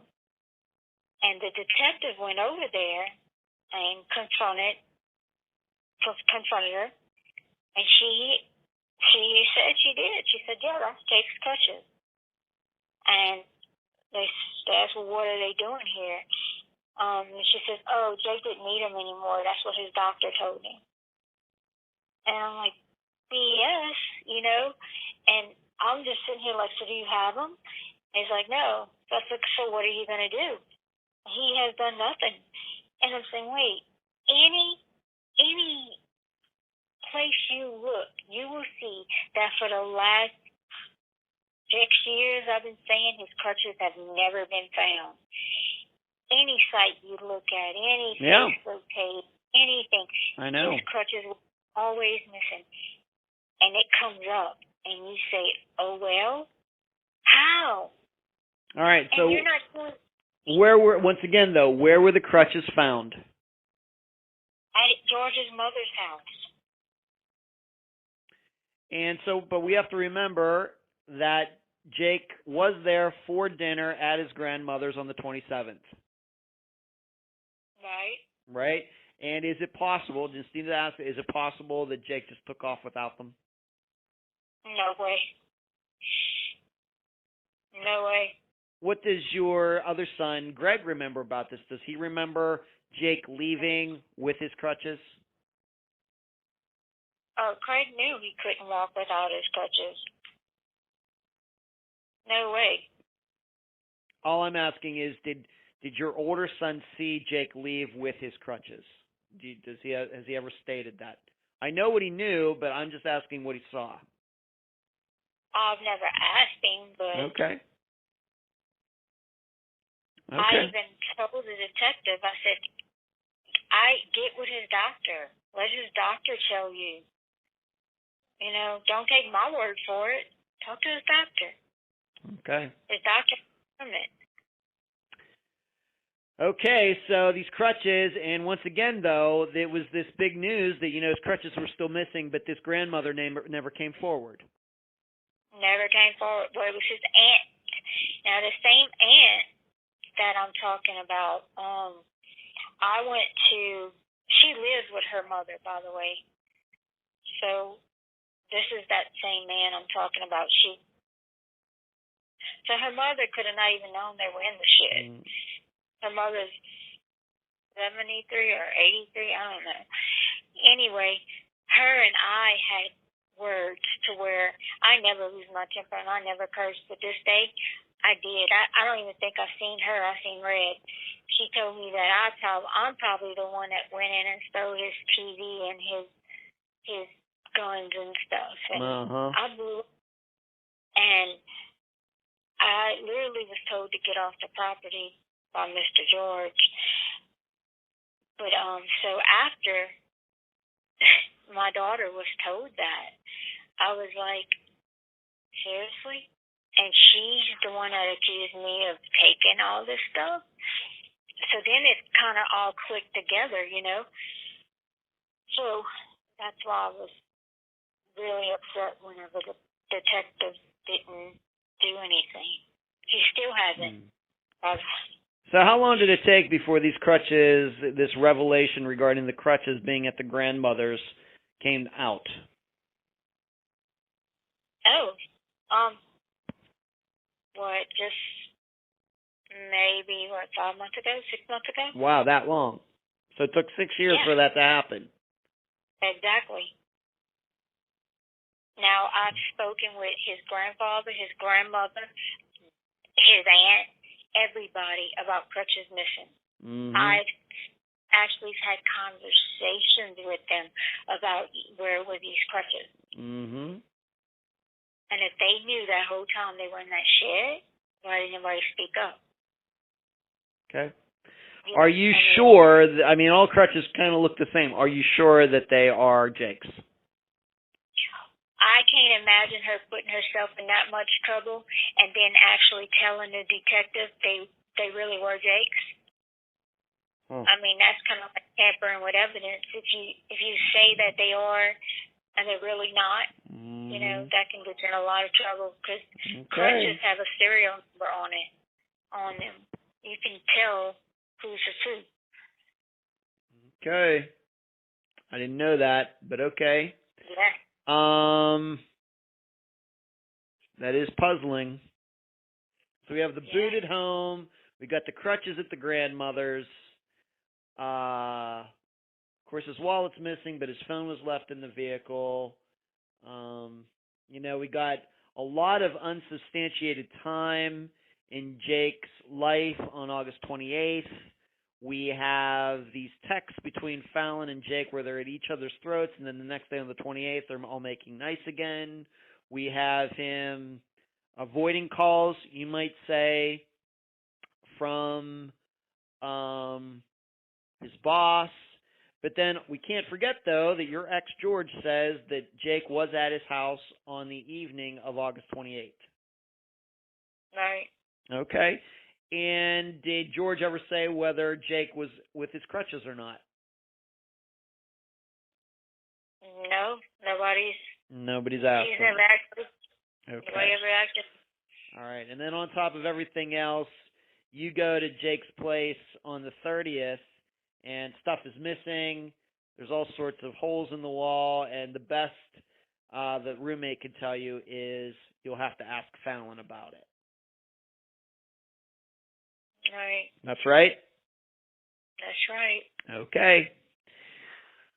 What has the last 6.5 years been like for you, Tina? The listeners should know that you and I have been talking about Jake's disappearance for a decently long time, maybe a lot longer than a lot of other guests who eventually appear on the program. So I think we've been probably talking about this since 2019. What's this been like for you the last 6.5 years? I know you've done a lot of work. Yeah, it's been really hard, really life altering, I guess you could say. You have to have a body armor, because people call you all kind of names from crazy to, you need help. Yeah. It's been really rough. And I know that, once again, I know that you've done a lot of work, and I know that you've, over time, have told me that you thought there was going to be some movement made on the case, and nothing's happened, a lot of dead ends. Well, every time I think that, hey, this is going to be it, something's going to happen, it turns out that they get stopped. Like, I've had so many detectives or people, once they get started on it and they like hung ho, they're gonna do it, and then all of a sudden it's like they stop and they just don't want help anymore. And it's every time. Even this last detective, he has all the information. He's like, oh my God, I can't believe this went this far, blah blah blah, and then boom, she stops. I'm like, what is going on? Why is why are all these people just quitting? Why do they just stop in midair? And I have, it makes me think, is he in protective custody or something? I mean, why are y'all stopping? What is wrong? Yeah. It's Okay. just,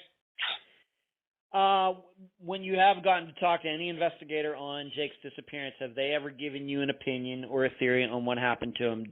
Would you say that they believe that Jake jumped off of that bridge, or would you say that they give you the feeling that they think something else has happened? they go both ways. Mm-hmm. I learned that Detective Cook, that was supposed to be on it for the first 5 years, the reason he couldn't give me an answer either way was he admitted that he never went to Jake's house. He never went to his house. I said, wait, how can you have an investigation and not go to someone's house? I said, I could steal your car, go jump off a bridge. Are they going to think it's you? Because I didn't go to your house.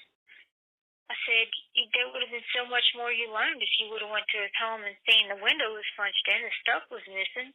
I said, wouldn't that have told you a whole lot more? And so I was blown away with that one. So that whole day just went to, so I don't know. Some of them say, there's so much left open, They can go either way. They had a state trooper that was going across the bridge, going eastbound. And he says that morning, and it's on record, he says that morning he was going to work, he didn't see so much a boat as he seen a car on the truck with Jake's bridge, on the bridge with Jake's truck. So the truck wasn't sitting there by itself, it was sitting there with another car. Exactly. As if somebody was just parking the car there and then getting in with somebody else in another car. Right. Okay. So, and they brought him in, and he actually said, well, if I said it, it must be true. Okay. And, well, I have him on recording saying it. He can't deny it, So. Okay. There's so much. All right, I guess what we're saying here is if this is just something as straightforward, I wouldn't call it simple, but straightforward as somebody going, man or woman, going to a bridge and jumping off of it, commit suicide for whatever reason, you wouldn't think you would have all of these other seemingly strange things going on. Right. Okay. I agree. Okay. Tina, do you have a Facebook page set up for Jake's disappearance? Yes, I do. It's Jake Latiolais missing, and it's on Facebook right now. But with all the stuff going on, I'm not sure how much longer it'll be there. But why is that? Why is that? All the controversy with the Facebook and the Twitter and all that going on right now. So hopefully everything will get settled and it'll stay there. But if not, I'll have another tag to where I can tell people where it'll go. Okay. So, but right now, it's Jake Latiolais missing. Okay, and I will make sure by the time the listeners hear our voices, by the time the listeners hear our voices, I will have linked to it for sure. And of course, like I said, I'm going to be doing a video for our YouTube channel regarding Jake's disappearance as well, just to diagram the bridge and kind of point out some important things to the listeners so they can see it for themselves regarding the truck and the lanes and everything else. Okay. Tina, any final words before we complete this interview? I just appreciate you listening and getting the word out. I would love to hear any theories. Okay. That's what we do, trying to find more information. I know that you've certainly given the listeners a lot to think about. especially since you have his phone and you have access to all these messages. Usually, most times we do not have access to these messages, and I think you reading everything between him and Fallon was very enlightening, being that we know that that was certainly Jake writing those, and then the next day, although you didn't read them, you said that the tone of their conversation was completely different. I think that's really going to stick out to people. But I appreciate you being on Unfound, and it was finally great to have you on the program, being that we've probably been talking about Jake's disappearance for a couple years now. So I appreciate you being on this episode of Unfound. No, thank you. Thanks for putting up with me. Oh, no problem, and you're welcome, Tina. And that was my interview with Tina Leclerc, mother of Jake Latiolais. I thank her for joining me and all of you on this episode. A warning, this summation is long. I have many things to cover, along with playing some additional audio.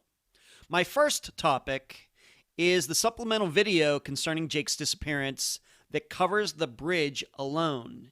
It is, of course, on the Unfound Podcast Channel on YouTube. I show you both a satellite view and street view of the bridge where Jake's truck was. And I also analyze whether somebody on the opposite side of the bridge going the opposite direction could have seen someone jump off of it at night. My second topic. Due to the discussion of Jake's texts from August 27th and after being very complex, and that kind of discussion usually does not come out very well with just audio, I forgot to talk about something very important regarding the early morning of August 29th. You can download Jake's phone usage file and look at it for yourself at theunfoundpodcast.com. The good news, I also did a supplemental video on the calls and texts as well, with the spreadsheet being on the screen with me pointing out those conversations that caught my eye.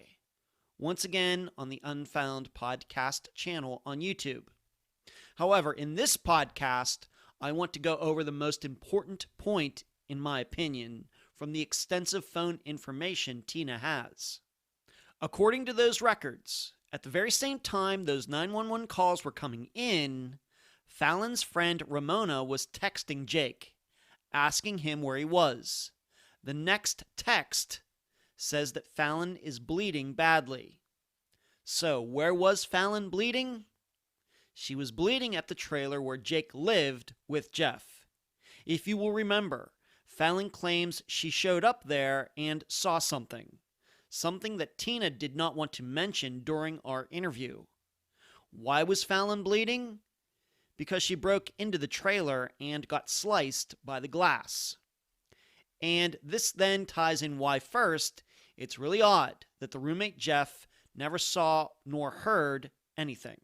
Second, it probably explains why Jeff's ultimate answer was that Tina should talk to Fallon when Tina asked about the damage and Jake's stuff being missing. To be as clear as possible, at the same time those 911 calls were happening, Fallon is at Jake's. Coincidence? That's for you to decide. The third summation topic.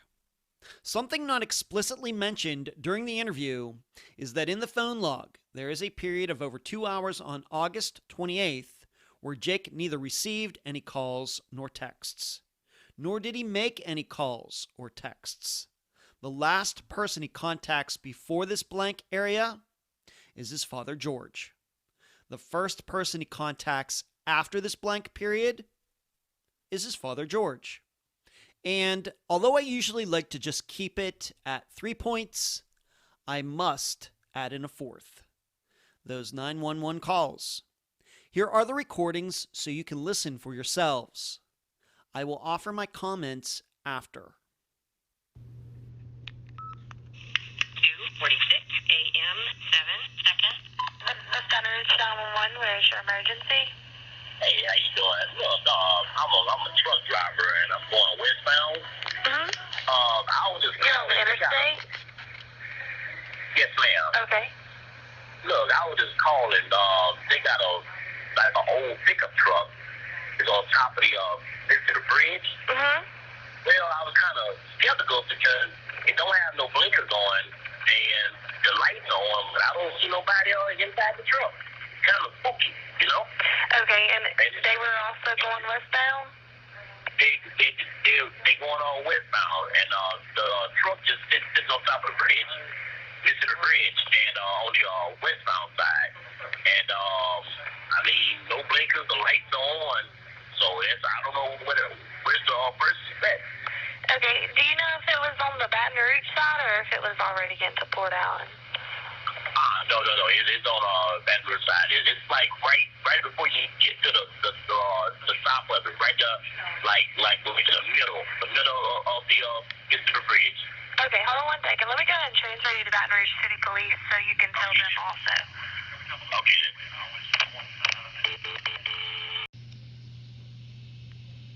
2:49 a.m. 57 seconds. West Baton Rouge 911, where is your emergency? Yes, ma'am. You got a truck on the other swing of the westbound side of the bridge. Stop. According to radio, Bigfoot just jumped over the bridge. Oh, hold on. Where did you hear that from, sir? It's on the safety. I was about to truck back, and he was hollering. He jumped over the bridge. I didn't see him when I came by. When I came up on the bridge. Okay, we're gonna get someone to head up there and go check it out. Okay. All right.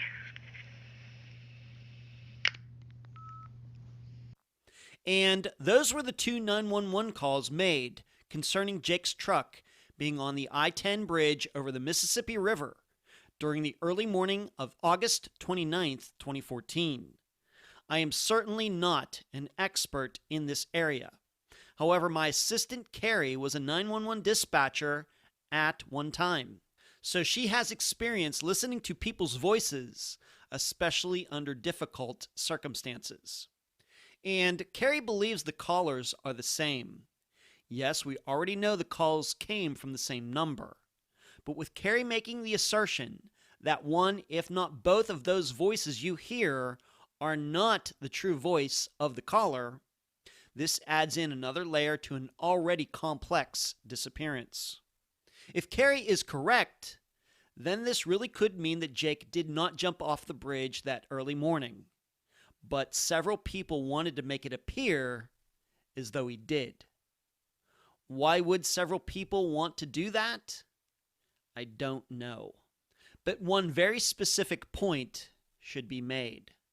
Whether it's one guy or two guys making those calls, neither of them said they saw somebody jump off the bridge. Instead, just one of them said he heard somebody else in another vehicle over the CB say that somebody jumped off the bridge. Well, I have a good question. Why didn't the driver who actually saw the person jump off that bridge call 911? Why was that driver content enough to just talk about it on the CB? I mean, a person jumping off a bridge is a fairly significant occurrence. Why did it take someone else to call the jumper in and not the actual witness? I wonder. However, as complex as Jake's disappearance is, it's another minimum information problem, just like every other case on Unfound. Jake's just happens to have a lot more information than most of the others, yet it's still open to different interpretations. All I can do is offer up the evidence and allow you, the public, to make your own determinations. And to do that, please go to the Unfound Podcast Channel on YouTube to view the 2 supplemental videos. I'll leave the theorizing up to you. And that's the program. If you found it informative, please go to the app that you use to listen to Unfound and give this podcast a nice review. I thank you for listening. I'm Ed Dunsel, and you've been listening to Unfound.